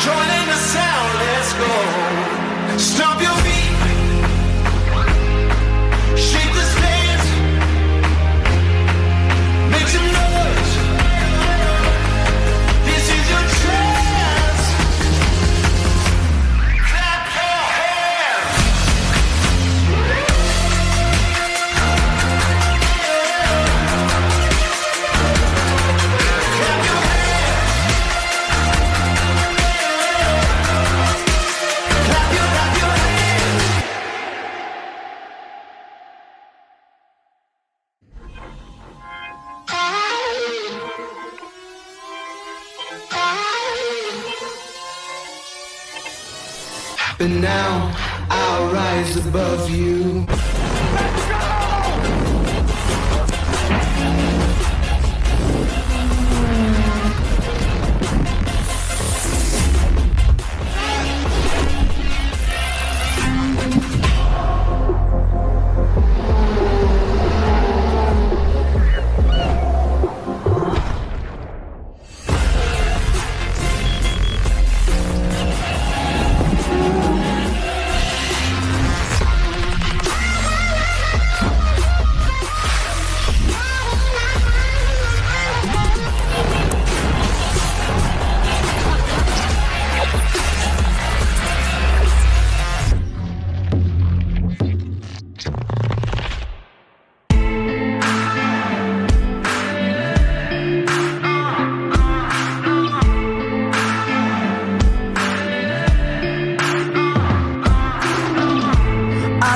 Darkness, heartless, left for dead, long forgotten. Something was pushing me, pulling me straight down to the bottom. Then I came alive, I walked through the fire. My mind turned the embers to red. Got caught in the deep, but I calmed the seas, and I'll never be the same. Only thing that I can say is second guess it, fight till my last breath, 'cause I was born to be a legend. I was born to be a legend. 'Cause I was born to be a legend. When you've been to hell and back, you're swearing that you'll never take what you got for granted. Rising from the rubble, struggle, I'm gonna be the last one standing. It runs through my blood, I've just begun. See, I'm the one, I'm the chosen. The power inside is starting to rise. I know I was made for this moment. Only thing that I can say is I was meant for this, and I'll never second guess it. Fight till my last breath, 'cause I was born to be a legend. Born to be a legend. I was born to be a legend. Born to be a legend. 'Cause I was born to be a legend. Legends are born when the battle is raging. The blood in the fight, sacrifice that is made, and the reason we never stop till we make history. Oh, oh, oh. I put it all on the line and I made it. Reminded of why when I look in your eyes. I wish I could stay, but I'm destined for so much more. 'Cause I was born to be a legend. Oh, born to be a legend.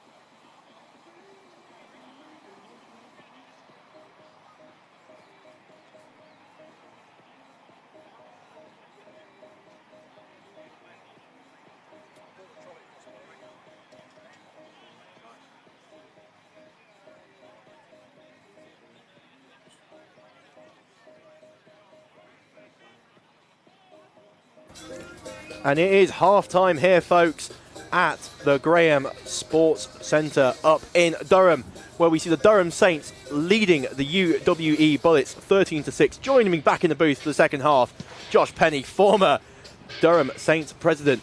Josh, you've got to be happy with this result as you're going into half-time. Look, yeah, this is a brilliant result. Look, Durham, this would be a massive win, especially in the battle to get that one seed in the playoffs, avoid playing Nottingham or UWE in the first round of the playoffs.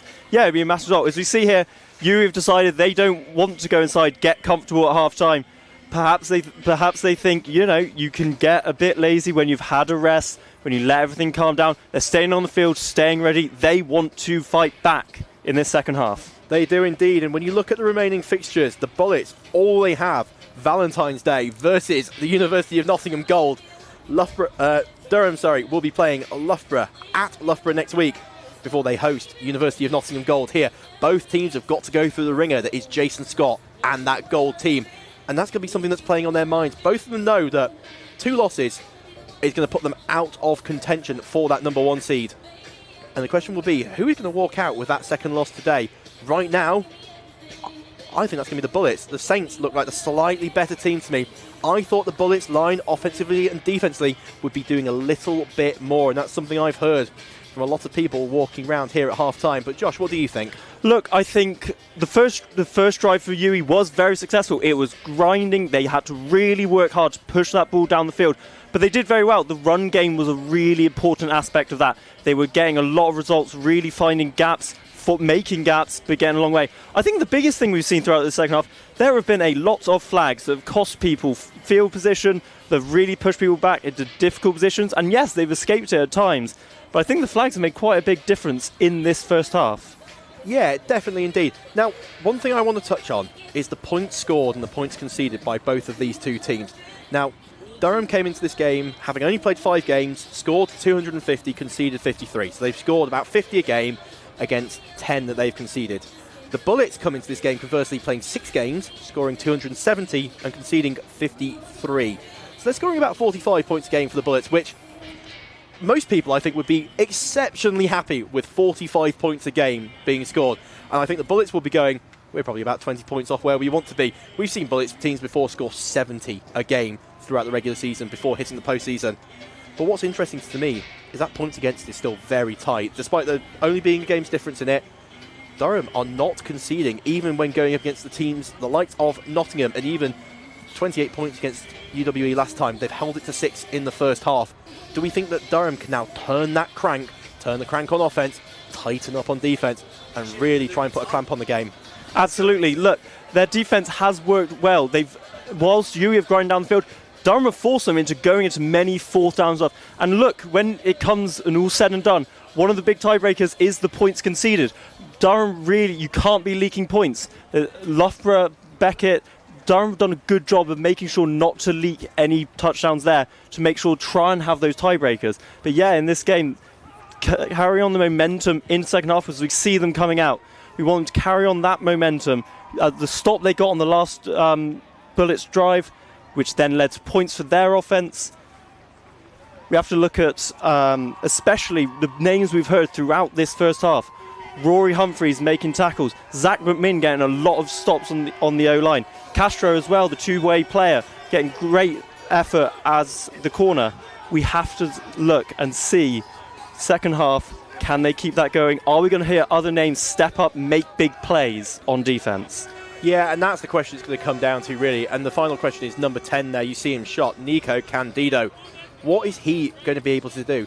Because I worry that Durham are putting everything onto Candido.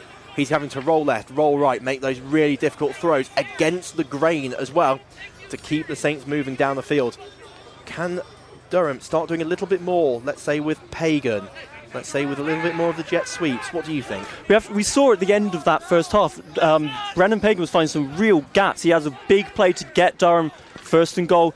They're using it sparingly, but when they are, the run plays actually worked really effective. I think the thing we've seen throughout is actually Durham haven't established their throwing offense that much. We're finding time and time again, Nico Candido is having to roll out, roll left, roll right. He's done a very good job of avoiding many different UWE Bullets who are coming at him, but he's not getting the chance to even take shots downfield. There's really not been many openings until that final drive, when we saw a couple plays to Marcus Lidman, a couple plays to Cannon Utley, and then the punching it in with Cameron Lee.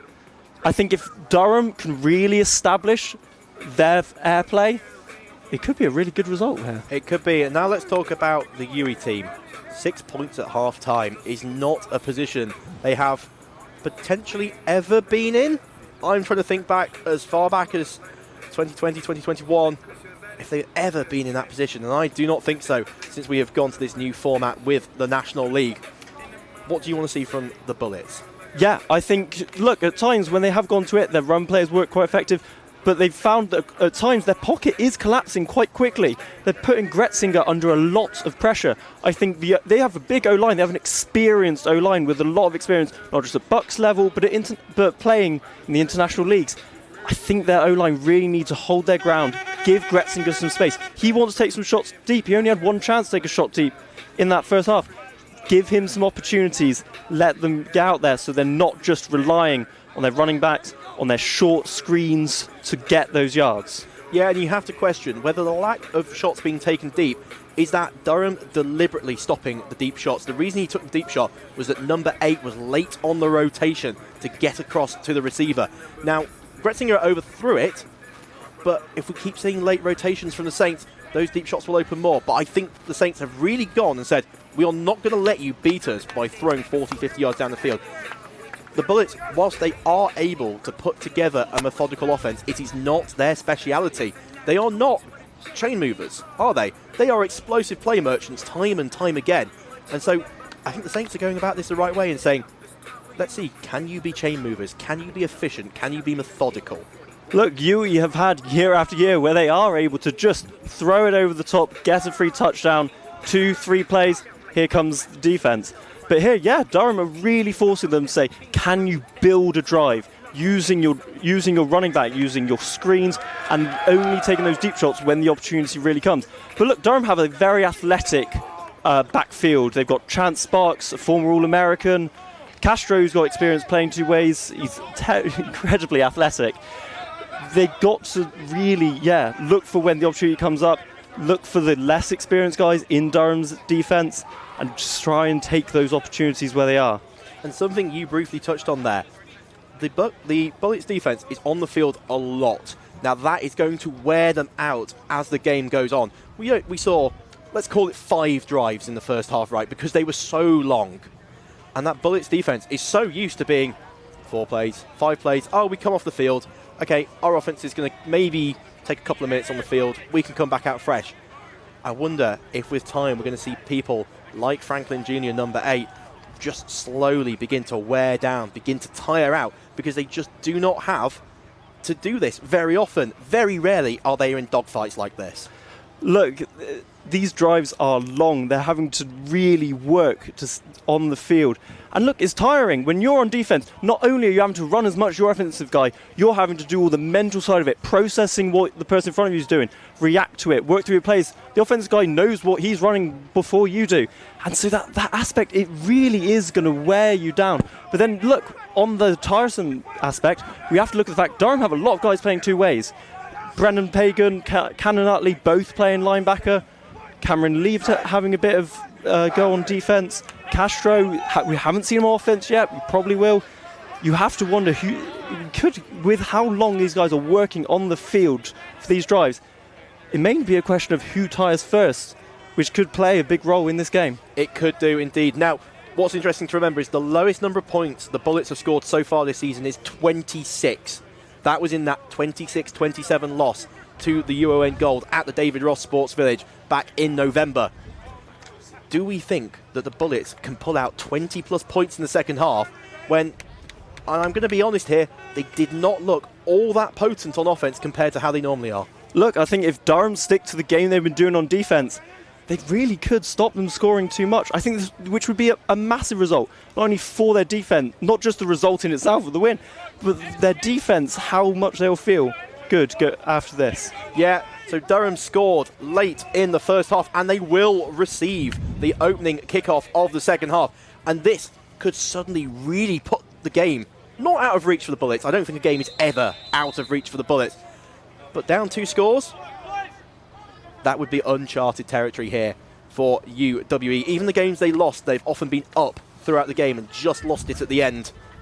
But we will see what they do as the Bullets will kick off, and we are underway here for the second half. The Durham Saints in the white against the UWE Bullets in the red. Fake the handoff. Chance Sparks takes it up the middle. Evades 1, evades 2, trying to slip out the third, but he will not.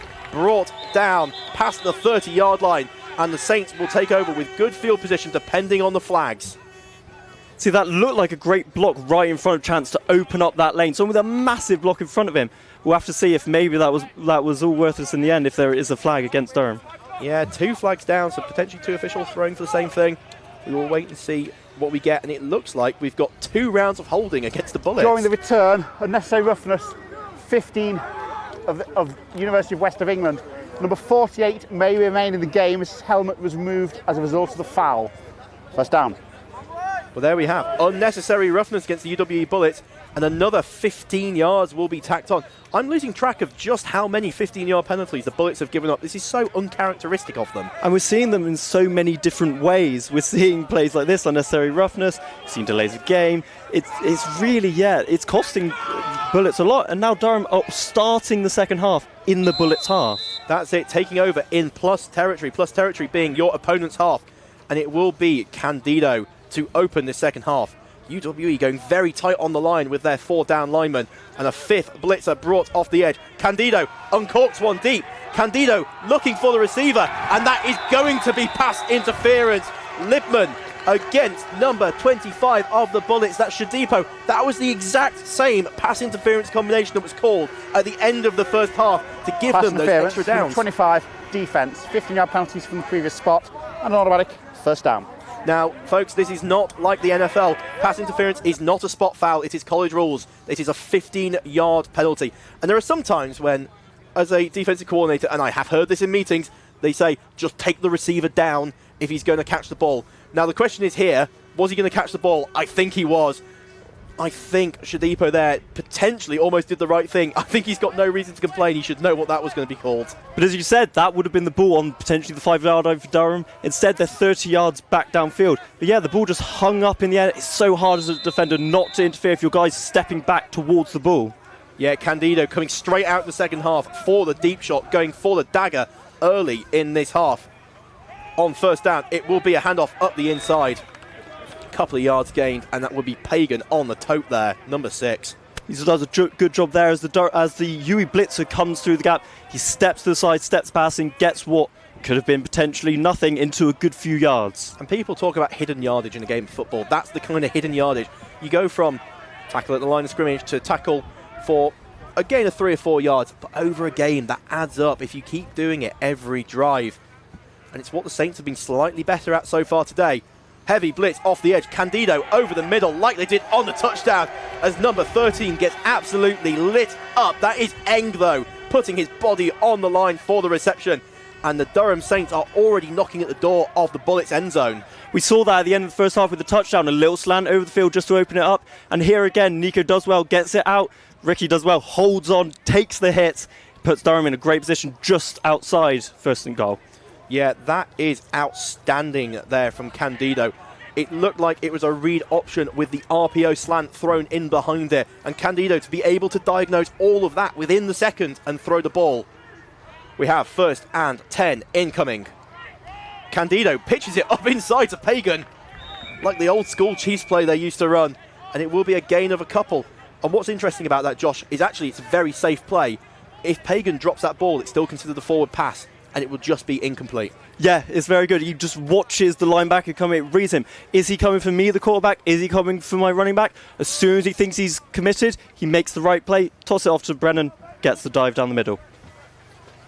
2nd and 7 incoming. The Saints are able to pick up a first down, but they would have to get to around the 3-yard line to do so. Snap back, pressure brought by the Bullets, thrown outside. Libman, will he score? We will wait for the official signal. But it looks like it will be a Saints touchdown early in the second half. Less than 2 minutes coming off the clock. And the Durham Saints will take a 19-6 lead here against the UWE Bullets as we expect Danny Crane to come out for the PAT. I don't think I've ever seen Coach Danny Ketch moving like that. He's clearly loving this game so far. Look, it's a great drive. As I said, Nico needs to open up the pass plays. What has he done? Pass play, pass play, pass play. Really getting open, getting down the field. Gives Durham a healthy lead now. And at Shadipo again, they are picking on number 25.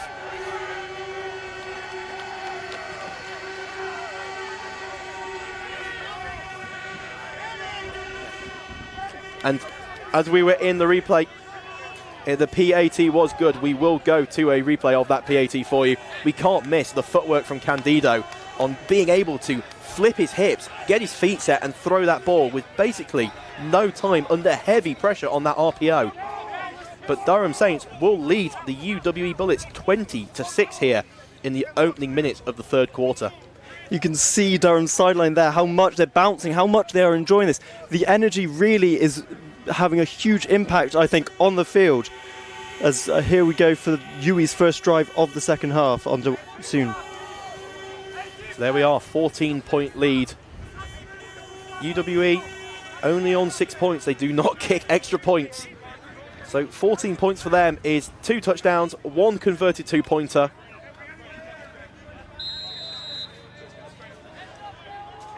UWE, they're going to, if they want to take this game, 2 touchdowns, 2 2-point conversions on top of whatever the Durham Saints are able to score in the remainder of this game. Danny Crane to kick off, and Danny Crane sends it deep. It will be fielded by the Bullets returner. That is Josh Brees, number 7, taking it up the middle. Makes 1 miss, makes 2 miss, has a nice lane, and he's going to be hawked down from behind. Rory Humphreys, number 33, again with a crucial tackle on the play. You did really well on that kickoff. They really created a gap for them to attack through, and look where it's put them. Durham started the last offense just inside UWE's half. UWE is starting it almost at halfway. This is a good opportunity to bounce back for the UWE Bullets. It is indeed. We've very rarely, if ever, seen the Bullets down 2 scores, and I think this drive will be crucial for their mentality here. If they bring this back, the Bullets think they're always in games with their ability to go deep and score quickly and often.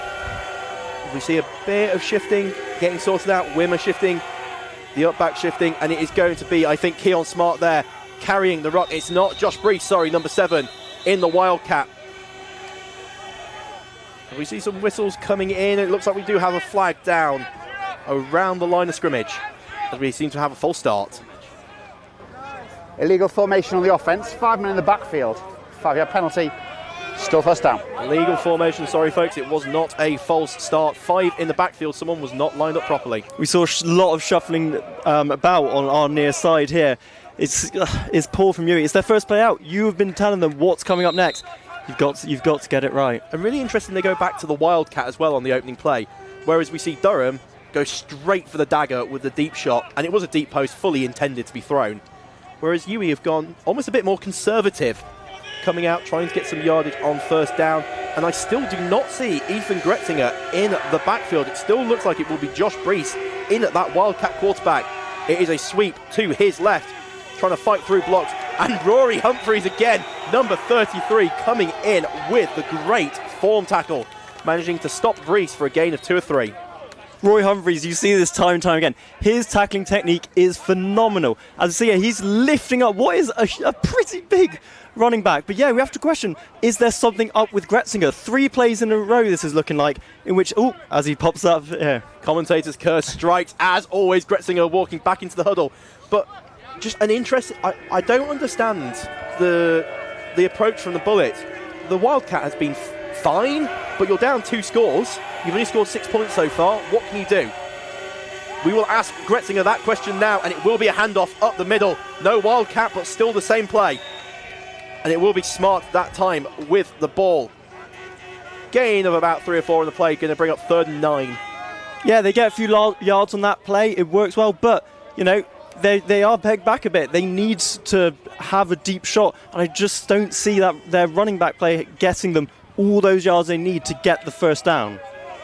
Yeah, 3rd and 8 after the respot. Gretzinger still, I can't believe I'm having to say that the quarterback is in the backfield, but it will be Gretzinger, it will be a handoff, and it will be nowhere to go. Number 6, Brennan Pagan. He's made plays on offense, and he makes a play there on defense, straight in with the TFL. That's a massive play. Look, he's found that gap in the UWE line and just absolutely sent it full throttle at it as we look. And is that the UWE punt team coming out again in this game? Twice now in a game, 3 times, apologies, in a game, the UWE punt team will take to the field. I wonder just how many times they've actually practiced punting throughout the year. But we will see the Bullets come out. The first snap was a little short. It just got its way back to the punter. The second one obviously was on a compressed field, so it was good. What will the long snapper do here? And will Durham bring the pressure? Great long snap. Great pressure. Blocked by the Saints. And do the Saints pick the ball up? They do indeed. 1 man to beat. That's Cam Lee. He scored the touchdown earlier. Will he score the second? He will indeed. The Durham Saints will take the block punt back, and they will take the lead 26-6 here. That is a massive play for the Reds in this game. That Chance Sparks, he got a block punt against Nottingham in their big win at the end of last term. I think that's Chance Sparks again with the block on the punt. It's a huge result for Durham. It gives them a 22-point lead with Danny Crane coming onto the field. My goodness, look at it here. You see it from the top of the rush there. With the black sleeves, he gets straight up. That's a great block there. And you look at Cam Lee, he's got to try and corral the ball. He picks it up on the hop. Quentin Wimmer does not get the tackle. He's an offensive player. Great block there from Chance Sparks, number 8, the man who blocked it, and Cam Lee will take it in.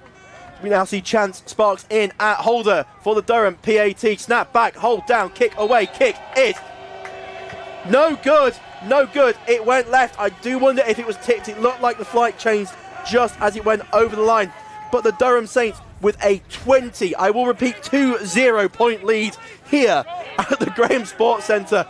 My goodness, what a start to the second half, Josh. Durham will be so pleased with that. Look, their offense has only been out on the field once, and they've scored 14 points, or scored 13 points. It has been a great success out there. I don't know what happened on that field goal. Danny Crane, you know, he's been very good this season. He's only missed 3 or 4 kicks. So it might be that UWE pressure. They're really getting it. 2 PATs Durham now missed. Those are important points, but 20-point lead. This is a huge result. Chance Sparks with his second block punt of the season. That is absolutely outstanding.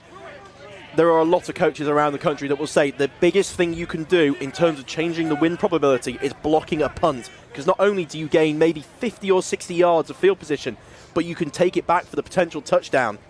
As we will wait and see. Durham just waiting to bring their kickoff, their kickoff setup out. Danny Crane, after missing the PAT, will be here to kick this ball off. My goodness, blocked punt, and you've got to wonder, with the UWE team very rarely punting, is that something that's going to come back to bite them from the lack of practice potentially? And it will be Danny Crane, and it's a short chip, and that's a great play there. Number 19 of the Bullets there, waving for the fair catch. It's just something that only the high-level players will know to do. You see the little pooch kick, and you immediately wait for the fair catch, because then nobody can try and impede you on the catch. Yeah, it's a very intelligent play. And yeah, so he makes himself untouchable. He's got a free shot just to take that ball up the air. Very quick thinking. Puts you, in a strong position for 55 yards from the end zone. Gretzinger is out at quarterback. A little bit of confusion there with the Bullets. It will be a pitch to the outside, and it will be straight down there. Number 6, Brennan Pagan, has been all over the field. Absolutely electric here for the Saints. Brennan's a wide receiver. Clearly, we might have to think maybe linebacker is his calling. That is yet another great play he is making on defense. Yeah, and when you're making plays like that, if it isn't broke, don't fix it. Just keep it as it is. We spoke about the potential for these players tiring, but while they are still able to gut out plays like that, you have to think you're going to keep them in that position. Now Gretzinger, 2nd and 12. Will they start to uncork the deep shot? No, it's going to be another run, and it's going to be absolutely stuffed. Again, you feel the momentum has swung completely the way of the Saints, and the Bullets look almost in disarray. Derek Elsholtz and Zach McMinn getting in on that tackle. What has happened to this UWE O-line? They were looking strong. They are a big, experienced O-line, and yet Durham getting play after play now of late, where they're just getting at the running backs, getting at Gretzinger, pushing UWE further and further back into their own half. This is going to be 3rd and 15 here. Gretzinger, we've only seen him uncork the deep ball once, and the ball's on the floor, and he's just going to have to go down on it. It is all falling apart for the Bullets right now, as Gretzinger is helped up by his offensive line, and this will be 4th and... it doesn't even matter at this point, does it? 4th and 20-something, as we see Coach Ketch there of the Durham Saints, and will we see the Durham punt team have to come back out again? I'm looking at a returner deep for the Saints. I think this is possibly the worst start UWE could have envisioned to this second half. They stayed on the field. They wanted to stay fresh. Thus far, Durham come out the better. They have indeed. It was blocked last time. The personal protector steps up to that side to try and stop Chance Sparks blocking it. There's still heavy pressure, not quite blocked though. The punt is up, it is high, and it's going to take a Saints bounce, and it will trot its way back towards and back past halfway line. So the Durham Saints, after all of that, the blocked punt, the touchdown, the missed PAT, and now the change of possession, they will start in plus territory yet again. Durham's front six have done absolutely phenomenal job to start the second half. The amount of times they are pushing UWE further and further back. And look, it's the offense are now going to start another drive in the UWE half. This is a great opportunity for Durham to take what would you think would be almost even in the third quarter, an unassailable lead. Yeah, it's always difficult because of all the teams that could bring a lead like this back. It would be the Bullets, but the Bullets do not look like themselves today. And it will be Candido to take the snap in the gun. Pagan flanking him. He's been outstanding on defense and he's asked to block on offense. Candido looked across, completes the pass, and it is inbounds. The clock will run. And even at this point, as a flag comes down in the offensive backfield.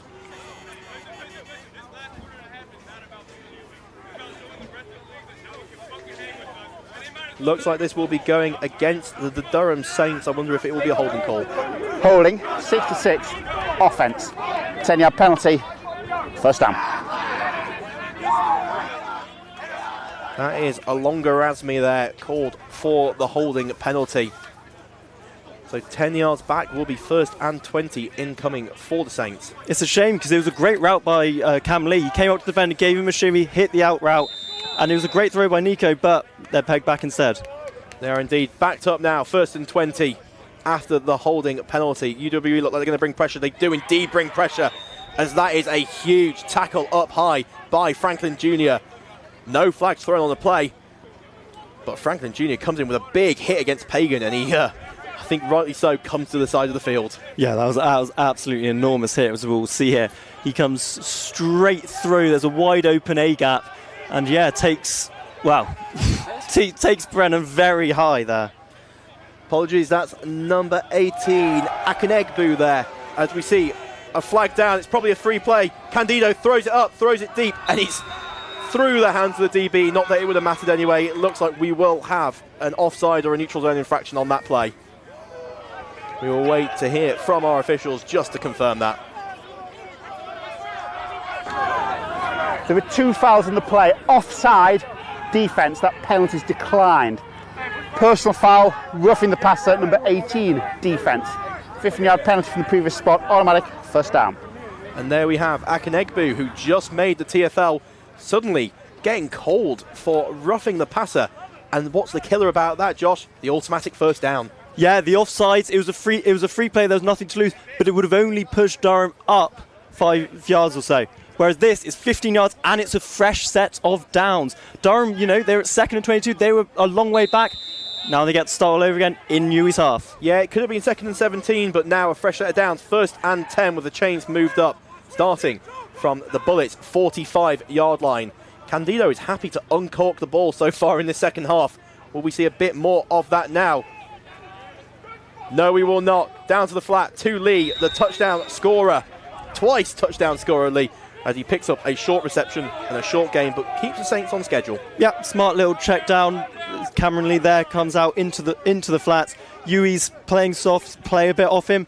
It means Durham get themselves a cheap 5 yards to bring up 2nd and 5, an opportunity maybe to take a shot deep.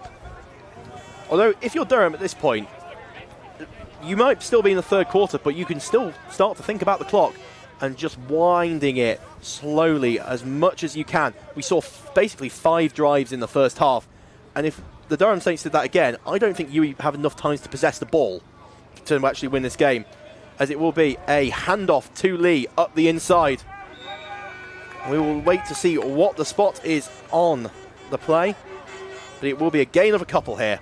As you say, Durham being mindful that, you know, you have to start burning the clock already. And yeah, they put Cameron Lee running there. He is conventionally a wide receiver, but Brennan, after that big hit, clearly they're resting him a few plays, giving Cameron Lee, who is an unbelievably quick player, an opportunity of running back to see if he can quickly find a few lanes. As we see the Bullets come up, double mug here. Linebacker stood in the A-gap. There might be a free play. I'm not sure the flag's been thrown. Candido uncorks it deep, and it is intercepted by the Bullets. If the play stands, we didn't see flags fly, but that is number 21 there, Josh East, who is going to bring that ball in. We will wait and double check, but it does look like the ball will be being spotted. So I think that is the big play from the Bullets. We're just going to wait. It does look like the Bullets offense are walking out onto the field. The result of the play is an interception by the defence. 1st and 10 to the University of West of England. Well, there we have confirmation of it. It looked like the right end from you. He did step forward, but if he steps forward, no contact, gets back in time. There are 56 seconds remaining in the quarter. 5-6. It's not a free play. As we have only 56 seconds left in this third quarter, we're soon going to be into fourth, and UWE are really pegged back with the pressure Durham put on them. They're in a real risk right here, though. Yes, they are indeed. It's going to be a very long way back as we're going to see Brees tote the rock. He's going to take it up the sideline, and he's going to bounce off the first tackle, eventually taken down by the second. We're expecting one more play now in this quarter. So we are looking at Brees there, but now we will look. Yes, the right end does just get himself back in time. We see Candido, he uncorks it deep, thinking he's got the free play. And suddenly, the DB becomes the receiver and just comes down with it. They have managed to get themselves out on first down, and now on second down, it's going to be Brees carrying the ball again. Not much space, but gaining a few yards, just enough to start getting them out the shadow of their own end zone. And look at Brees there, really taking his time. He's got the big guy in front of him to block, and so he takes his time, waits for the ball on the field as a first down. And then hits his gap, gets the first down. Yes, it is first down yardage there for Brees. Bullets slowly working their way up, but slowly is not going to be enough for them. When this quarter runs out, there will be 12 minutes of football left up here at the Graham Sports Centre. And we have to wonder, can the Bullets overturn a 20-point deficit? Will they get one more playoff before the quarter expires? Again, no Gretzinger in the backfield.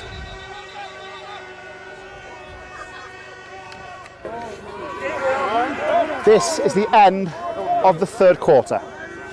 There we have it, folks. At the end of the third quarter, the Durham Saints will lead 26-6 against the UWE Bullets. Now, Josh, 20 points up in the fourth quarter. We are going to see two completely different teams now. The Saints will try and burn as much clock as possible.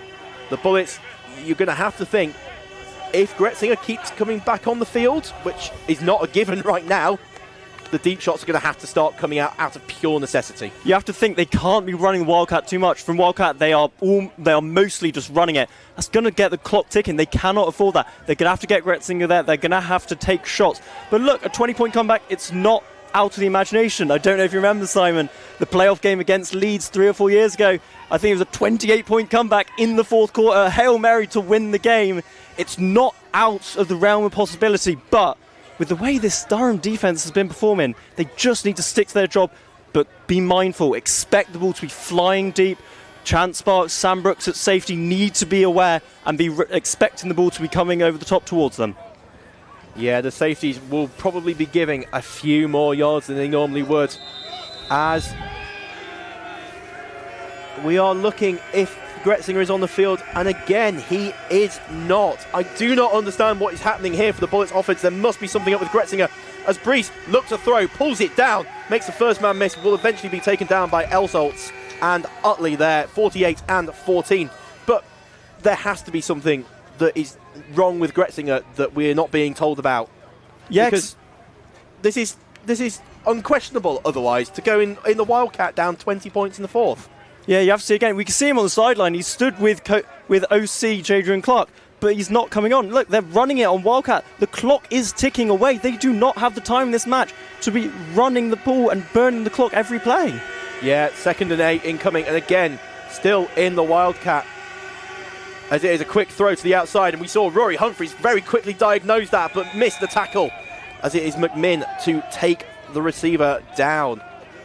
Josh Brees is now being asked to throw the football as well, not just carry the football. We saw the one incomplete pass on the second play from scrimmage, but now he's actually being asked to consistently throw the football. 3rd and 2 incoming. It's not surprising, though, given he is not himself a quarterback, as Gretzinger is. They're just going for short little routes, reduce the possibility that they're going to go awry. But yeah, again, the clock is burning. You have to think there's a problem with Gretzinger. Yeah, it has to be. He stood basically in front of our commentary booth, just watching the game as we see a run up the middle.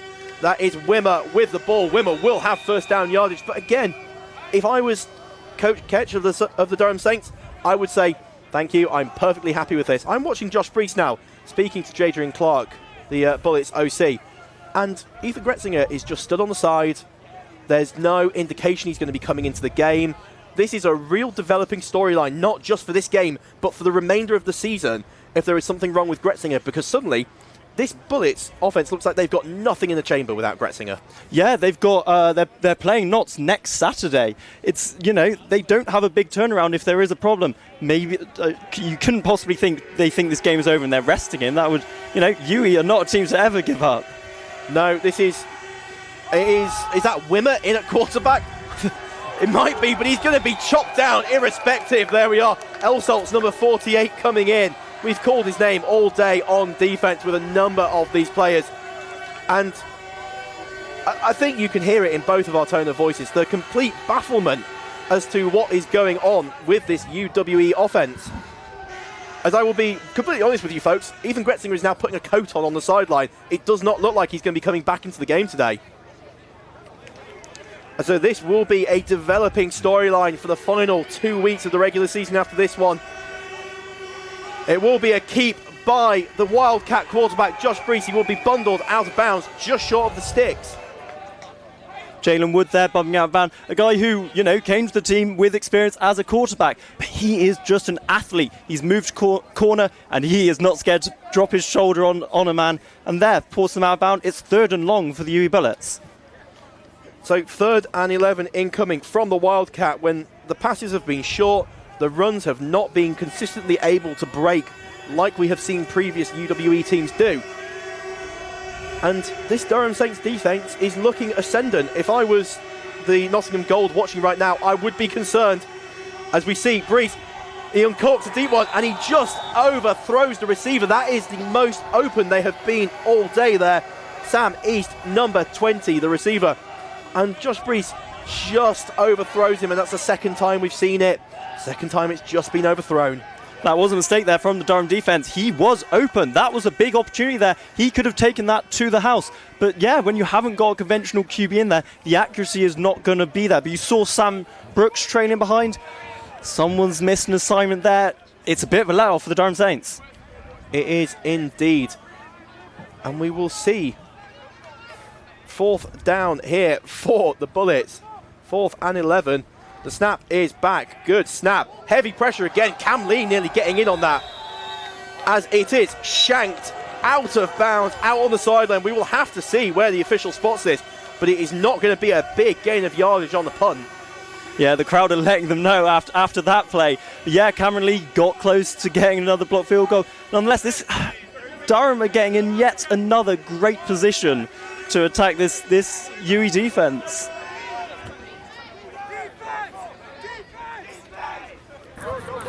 So there are 8.5 minutes remaining in the 4th quarter. 8.5 minutes in the 4th quarter. 8.5 minutes for the Durham Saints to try and run out the clock. And as the Saints now, I think we're going to be expecting to see a lot of run plays here, particularly with where they're starting here. They're starting very far up in the Bullets territory. That's probably the 35, if not the 30-yard line there. And we will expect to see inside zone handoffs. They have not fumbled the ball. We will not. Of course, Candido is going to look, and he's going to look deep. He has a man open and just overthrown, looking for Lee there. No pass interference given how short the ball was thrown. Yeah, it was the right read. Cameron Lee had the beating of that cornerback, but Nick Candido just underthrew it, threw it into the back of the UWE defender. I think a thing we'll have to look at, Simon, is, of course, the head-to-head between these two teams is going to be important. And UWE won the last game by 11 points. UWE need to score twice if they want to have the head-to-head battle against the Durham Saints. That's a great point to bring up. Right now, it was 11 points in the previous game. We're 20 points up now as we see Candido throw quick to the outside. And that is incomplete. Looking there for Marcus Libman, number 18. But absolutely, you're right. Right now, the Durham Saints have the ascendancy in that head-to-head by 9 points. So even if UWE are going, okay, maybe this game is now out of reach, they have to think that 2 scores in any form will bring that so they control the head-to-head. Then if they're able to beat Nottingham, and if Nottingham then beat Durham and win that head-to-head, who knows how that's going to play out for the number 1 seed. But it will be 3rd and 10 here. Candido looks quickly, hitched to the outside. Libman powers his way through and powers his way for a first down. And I think you can see it in the body language of the Bullets. There's dropped shoulders, they're slow to get back to the line. Whereas the Saints, they just look like they're going to come marching in for the rest of the game. I mean, look at that there. The defender was playing it so soft on Marcus Libman. He's catching it at 9 yards down the field, and yet he's not being touched enough that he can actually just move forward, get that first down. It's a very smart play from Nico, seeing the curl route is there, open, and it gives Durham a fresh set of downs. They're in field goal territory now. They are in field goal territory, but you just watch those seconds tick off the clock as we see the QB speed option, and that is Pagan, and he will be dragged out of bounds. But again, a big pickup on the play. Now, when you go out of bounds before the 2-minute warning in the 4th quarter, the clock will start rolling again once the ball is set. So this is not 40 seconds of quiet now. But look at it, Candido, speed option out to Pagan. Candido even looking to try and get a block in as well before Pagan is pushed out of bounds. You can see how much these players want it. Candido, the quarterback, the guy you want to protect, is out there happy to put his body on the line to try and get those few more yards to get him close to the end zone. You've got Trips to the wide side of the field. You've got Utley to the short side. This is how they scored on their first touchdown. They throw the corner. They complete the corner. Let's check the... No! The ball comes out. Great play by the DB. And the receiver an incomplete forward pass. Second down. The receiver could not bring that in. Ricky Eng there, the intended receiver. We both thought that had been completed, didn't we? It looked like he had hands on it. He may not have survived the ground, the impact defender. He come from the slot. He comes up, he jets all the way across. All the guys underneath, they're dragging their defenders down, opens it up in the corner. I think he might be a bit disappointed not to come down with that touchdown. Yeah, the China concept there from the Saints, almost working to perfection as we see some late movement from the Bullets. Low snap to Candido, and Candido is just going to be taken down. There was nothing he could do there. The snap was basically at his feet, and by the time he tried to pull it up, 2 Bullets defenders were careering down on him. Yeah, you saw both those UWE players coming out of Durham's right-hand side. 2 of them coming out against the right guard. You know, 2-on-1 is not a great opportunity. Yeah, they make the play, force Durham into quite a deep 3rd down attempt. Yeah, and you've got to think Coach T, the DC for the Bullets, is going to have to bring up something here, because I think they're going to want an interception. They're going to be going for the ball, going for fumbles. As we see Candido under heavy pressure immediately. He's not, it's an RB screen, trying to catch the defensive line out. They do indeed, and Pagan makes it the first man miss, but will eventually be brought down in a joint tackle. Number 9 and 19 there for the Bullets. That is going to be Anderson. And we are missing number 19 on the roster for the Bullets, I'm afraid. As we see, it looks like the Durham field goal unit going to come down. It was a good job there by Brandon, getting shifty, making the first defender miss, getting Danny Crane in a much better position for this field goal.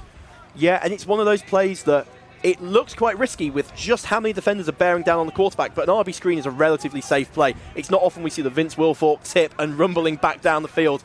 And it just sets Danny Crane up a little bit shorter, trying to make this 23 points the difference here. It was a high snap. The ball got down. The kick was away, and we will wait, but the kick is good. The Durham Saints will keep the lead, 29-6. 23 points up here. It was quite a high snap. Chance Sparks done really well at the holding position to get that ball up high, get it down. Danny Crane puts away the 28-yard field goal. Holding, look, I've had some experience of it. It's a position that, you know, you don't get much credit for, but Chance Sparks, with all the different things he does on the team, it's a really good play to get those 3 more points. Yeah, we've seen him play on defense. We've seen him block the punt as well. There was 5 minutes 40 seconds remaining on the clock in the 4th quarter. 5 minutes 40 seconds. The score is 29-6. He has been the Swiss Army knife for the Durham Saints here today. And with 5 minutes and 40 seconds left on the clock, the Durham Saints, they are trailing by 23 points. They are trailing by 12 points in the head-to-head. Don't even ask me what happens if it's tied up in the head-to-head. Who knows? Probably points. I think it's points against, isn't it? Yeah, it does. And well, potentially we could have Nottingham join them with the same record, and then we're looking at many different permutations. That's a job for later in the season. But nonetheless, here comes Danny Crane back out. All the kicks so far have been deep. apart from the previous one, what will we see? It's a little pooch kick again, and again, the fair catch signal is thrown by the UWE Bullets there. Number 21, that is East on the catch there. And the Bullets will be taking over from their 39-yard line as the Durham sideline starts to pipe up in song. We can hear, oh, when the Saints come out. You know, normally wait for this for full time is a bit premature. But yeah, the Durham crowd are absolutely loving it. It's a huge turnout. It's probably one of the best turnouts I've ever seen here at Maiden Castle. And they are absolutely loving it. As we see head coach Dan Mayer there of the UWE Bullets, with Ethan Gretzinger in the coat, number 5 to Dan Mayer's left, right on the screen. Wimmer with the naked boot, uncorks it deep. Does he have a receiver? He does, and it is incomplete. East number 20 could not come down with it, but that was so close to being the biggest Bullets play of the day. Quinton Wimmer there, of course, he is the wide receiver for the Durham Saints. As we can see, Gretzinger is still there on the sideline. Quinton Wimmer, he has a passing touchdown this season against Loughborough. They put him in at quarterback. He can throw the ball, as we can see there. And I think, really, the receiver should have come down with that catch. He should have come down with that catch. He has to come down with that catch at this point. There is no alternative if the Bullets want to get themselves back into this game. The time is ticking here for the UWE Bullets. It looks like Wimmer will now be the up back. It's going to be Brees in at quarterback, Smart in as the running back. It will be Brees to keep Wimmer to lead. And Brees is just going to take it out the sideline. Castro just ushering him out of bounds. It's a smart play. They're finally starting to actually pause the clock, less run plays straight up the middle. They're getting out of bounds. They're throwing passes. They are doing, I think, a better job with the clock now. And he gets the first down. They are indeed. So with 5 minutes going, we are going to see a UWE substitution here as someone comes in, just trying to get a number.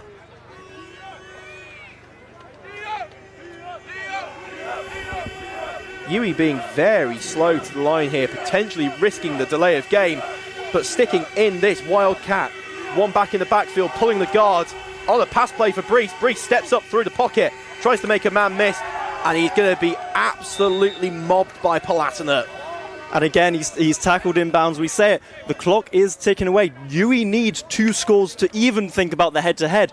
They need 4 scores to get back in the game? 3 scores. 3 scores. If they converted all of the 2-point conversions, they would end up on 30. 4th and 2 incoming as we hear whistles coming in from the sideline as the Bullets take time out. University of West of England. That is their first timeout of the half.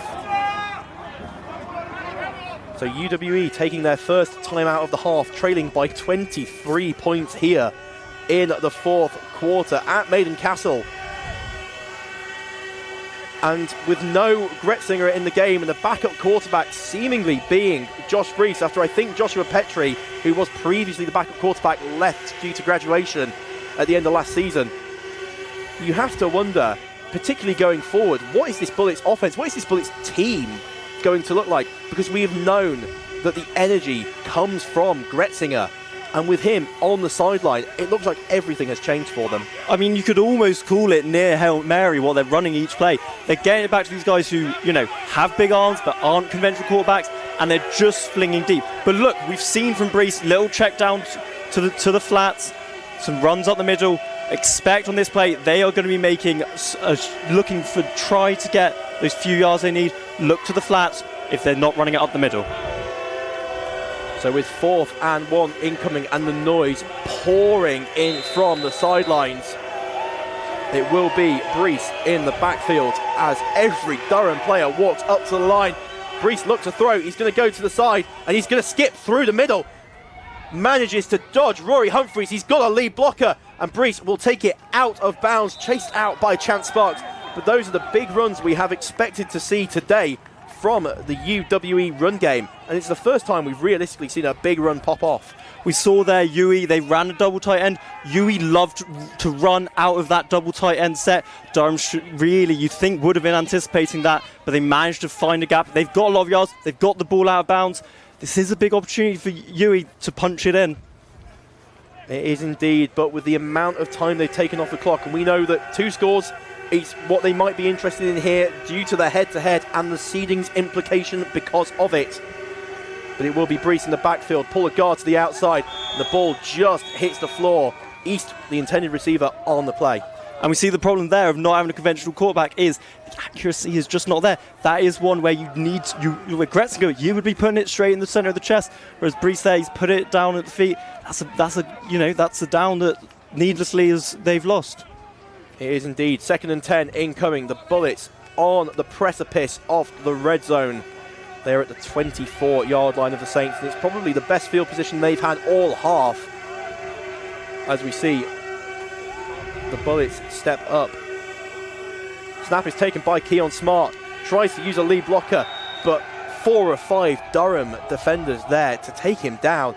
And it feels like it doesn't matter what the Bullets are running. There is just multiple Durham defenders there. Yeah, we've seen time after time. It's Derek Elshaw's name we're seeing time after time. Comes around the back, makes tackle from behind. We've seen Farley Thompson on the D-line, who's come in number 97. So 3rd and 8 incoming for the Bullets in this unconventional Wildcat offense, led by a mixture of Brees. And it's now Brees and East in the backfield. It looks like they're rotating through every single offensive player they can. They're going to use East's arm, throw the ball up, and that is intercepted. The Saints pick it off, and it is Chance Sparks coming back down the sideline. He has lead blockers in front of him. Makes one block, and we see a second block come out. Can Sparks evade the final man? He can. Sparks is going to take it. The 10, the 5.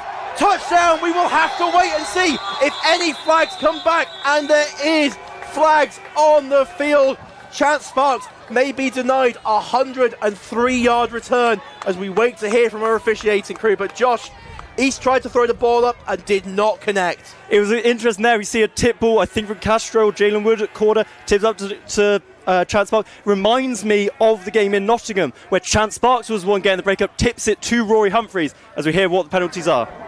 During the return, personal foul, blindside block, number 42, Durham. Half distance penalty from the spot of the foul. It will be Durham's ball, 1st and 10. So, the interception... Timeout for an injured player. The interception is upheld. The play was a blindside block coming in from out of the field of vision of the player on the return, number 42. That is Govan, the player that committed that penalty. And you can see basically every official threw their flag because of it. But we see here it's Smart as the running back, East as the de facto quarterback, throws it up, and there's a tip from Castro, and it's picked off by Sparks, and he will take it down. Will we be able to see the blindside block on the return? I think that's the end of it, just at the back of the shot Correction, there. that penalty will be a 15-yard penalty, not a half-distance penalty. It will still be 1st and 10. So the penalty will be 15 yards from the spot of the foul. Durham will be taking over, I think, around their 20-yard line. Chance might be a big grief there. It's the 2nd time this season he has lost a huge return to a penalty. It happened against Nottingham. There was a legal man downfield, and now again we've had it here where there's been a block in the back. But nonetheless, it's a great play from Chance Sparks. He gets interception, and now Durham's offense will start with the ball. Yeah, and it's such a big play that, again, we've talked about big plays that have been brought back due to penalty. And whilst we don't think that this is going to make a difference to who wins this game or not, that's the kind of thing against Nottingham, potentially against UWE again in the playoffs, or Nottingham again in the playoffs, whichever one of these teams is going to have to face them, because you think one of them is going to be facing Nottingham in the playoffs. That's the kind of penalty that could cause you to lose a game if you are tighter matched up, if you have been able to scout more, practice more, get things a little bit more under control. It's a penalty you see time and time again. Look, when you get an interception, suddenly everything goes a bit hectic. You're just looking for a man to get in the way, but nonetheless, here come Durham. So Durham will be taking over just past their own 15-yard line.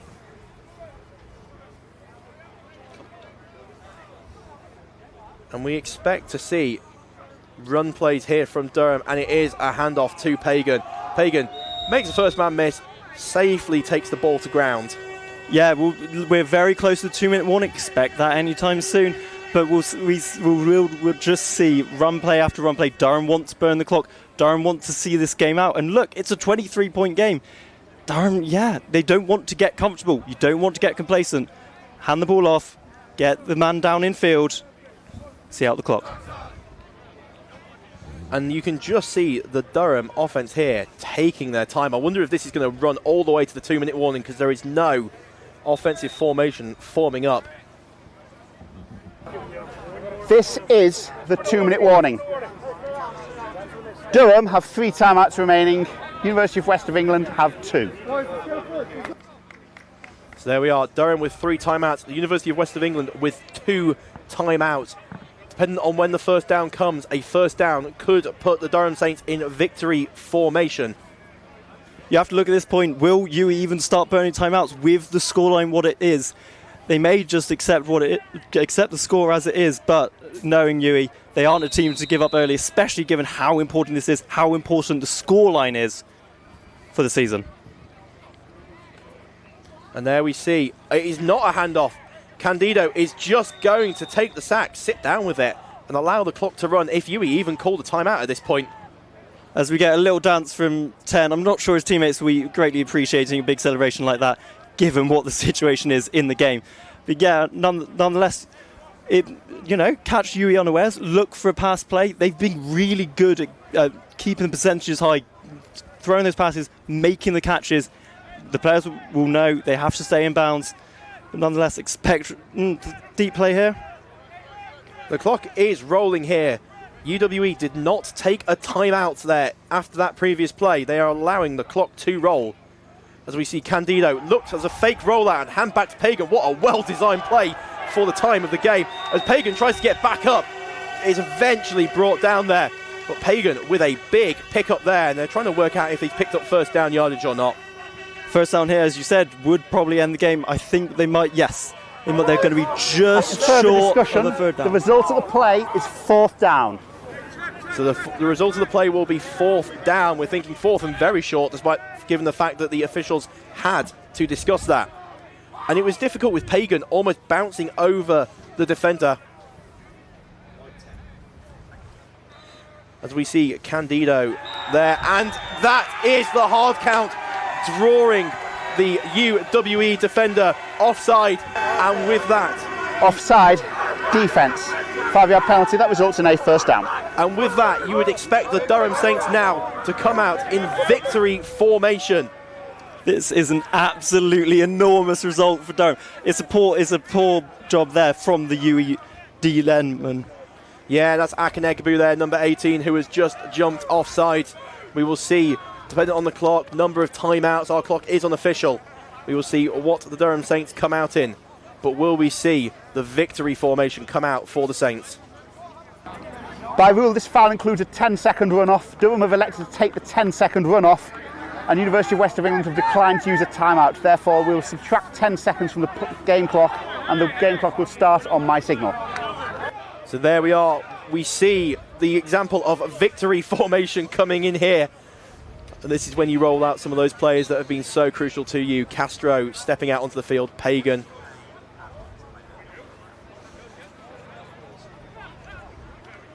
So we will wait and see what... Well, we're going to wait and see what happens, but it is very clearly QB Neal victory formation, as many coaches call it.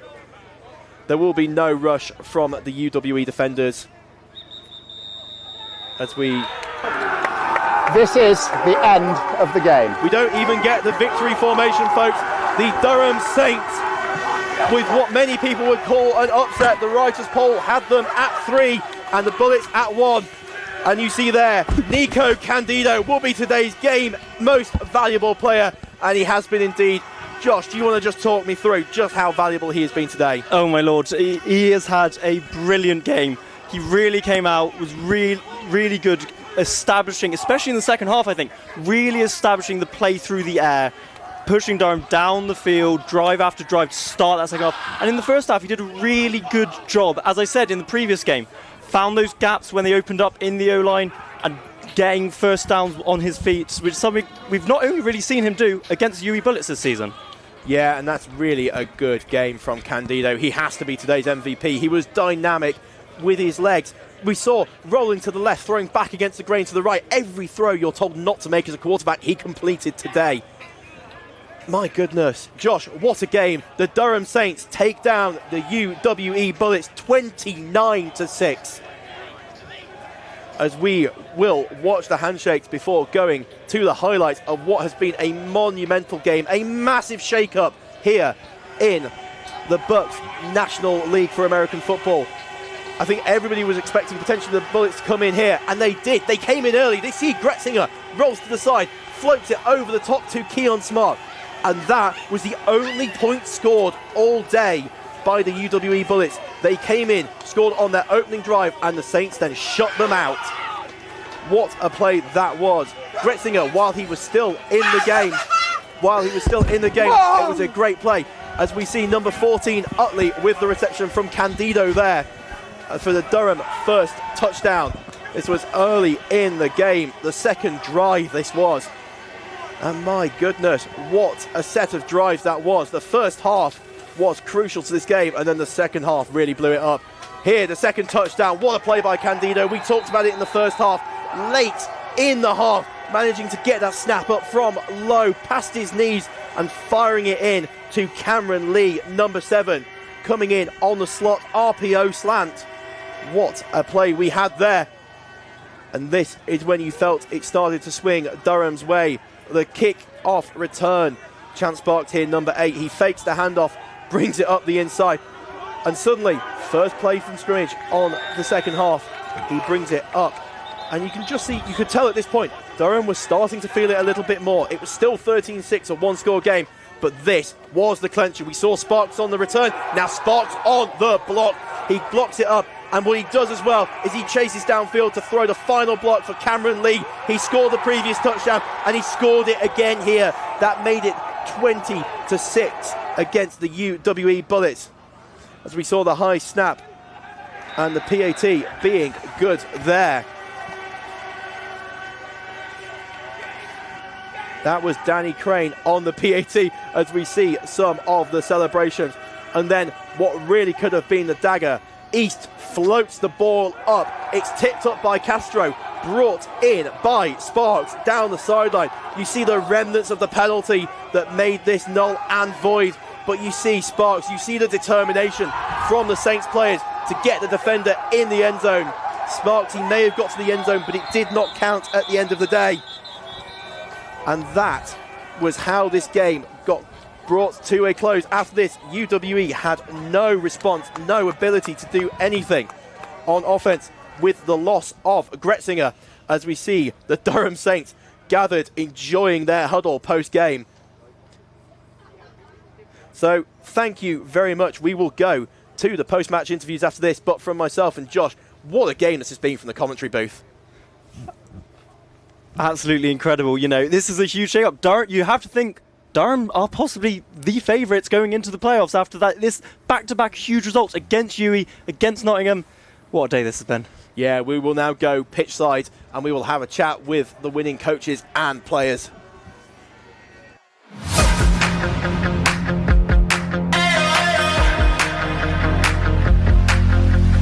Here we go, it's a dangerous show. Leave it all on the floor, let's roll.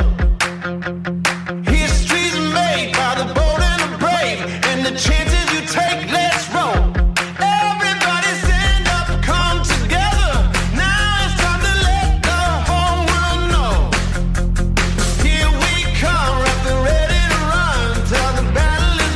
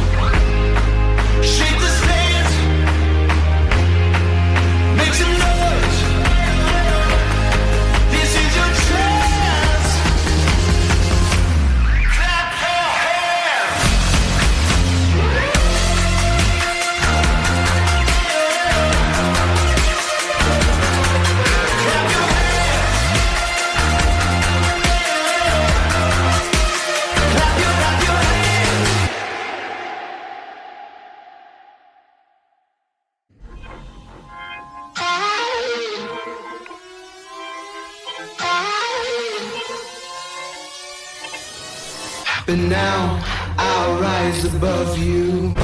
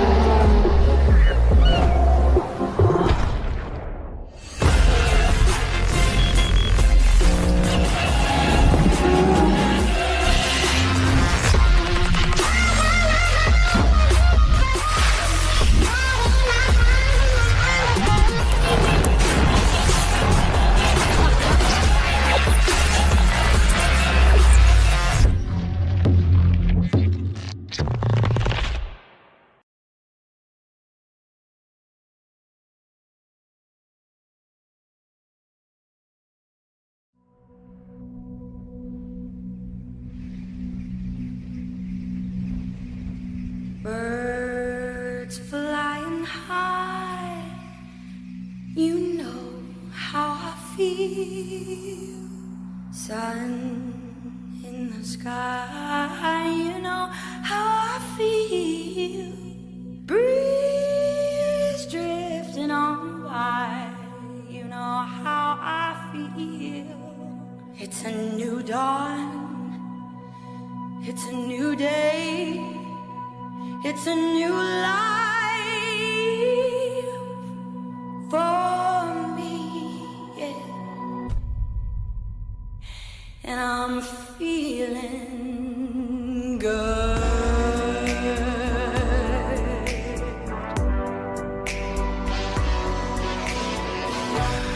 Fish in the sea, you know how I feel. River running free, you know how I feel. Blossom on the tree, you know how I feel. It's a new dawn, it's a new day, it's a new life for me, yeah. And I'm feeling good.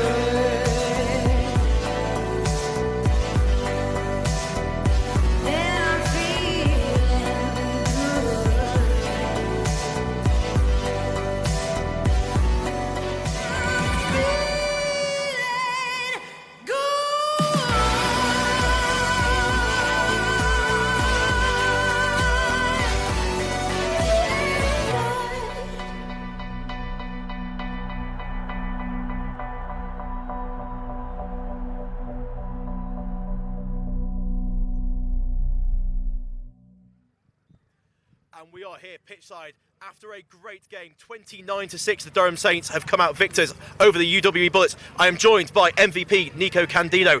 Nico, I'm going to ask you a question. How are you feeling right now? We're feeling amazing. We're on top of the world. It's been awesome. Yeah, people were coming into this game, and I think a lot of people were saying, oh, can the Saints do it? They've never done it before against the UWE Bullets since the formation of the National League, but you have taken them down now. How do you feel going into the playoffs?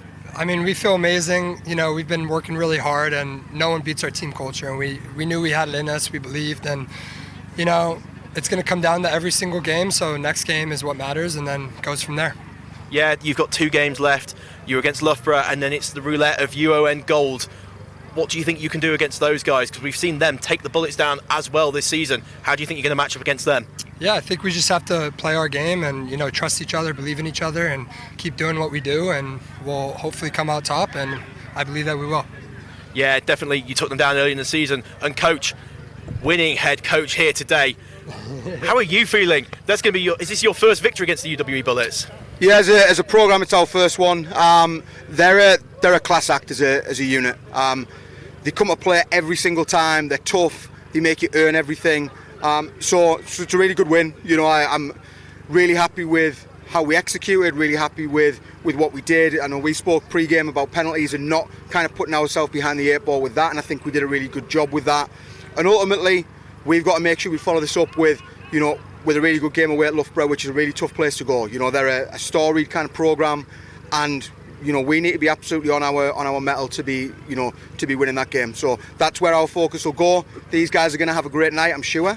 But yeah, it's a really good win. It's a really good win as a programme, and I think for us it was exactly what we wanted to do. Yeah, you did. You talked about those penalties, and it wasn't you that was conceding them. We saw it time and again. The Bullets giving up those 15-yard penalties. You've still got a couple of things you can tighten up, though. There's a couple of false starts, delay of games. What are you taking as the learning points from this game to go forward?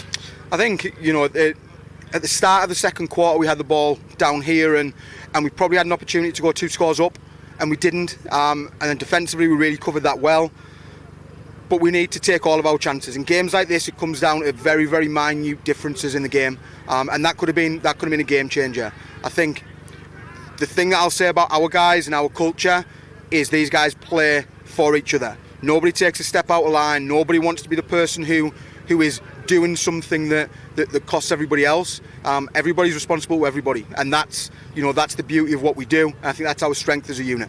Yeah, definitely. I think we saw that on the Sparks return. Even though it was called back, you saw every single white jersey hustling down the field, trying to get him into the end zone. But, gentlemen, I will let you go enjoy the victory. Thank you very much for joining me here. Thanks, congratulations, guys. Thank you so much. Thanks. Have a safe journey home. Go Saints. So there we have it, folks. The Durham Saints take the victory over the UWE Bullets 29-6. What a day, what an upset we think that is. The next thing being streamed is BUCS Nationals next week. But from myself and from everyone here at Graham Sports Centre, thank you very much for watching, and good night.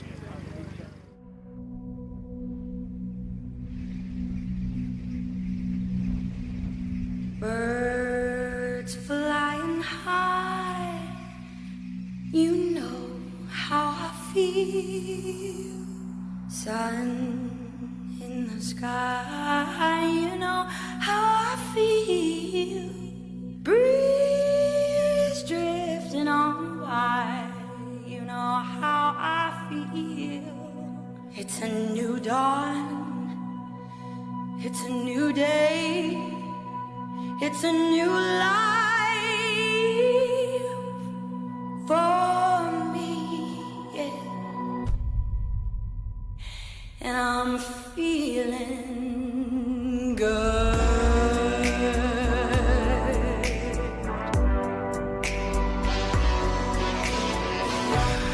Fish in the sea, you know how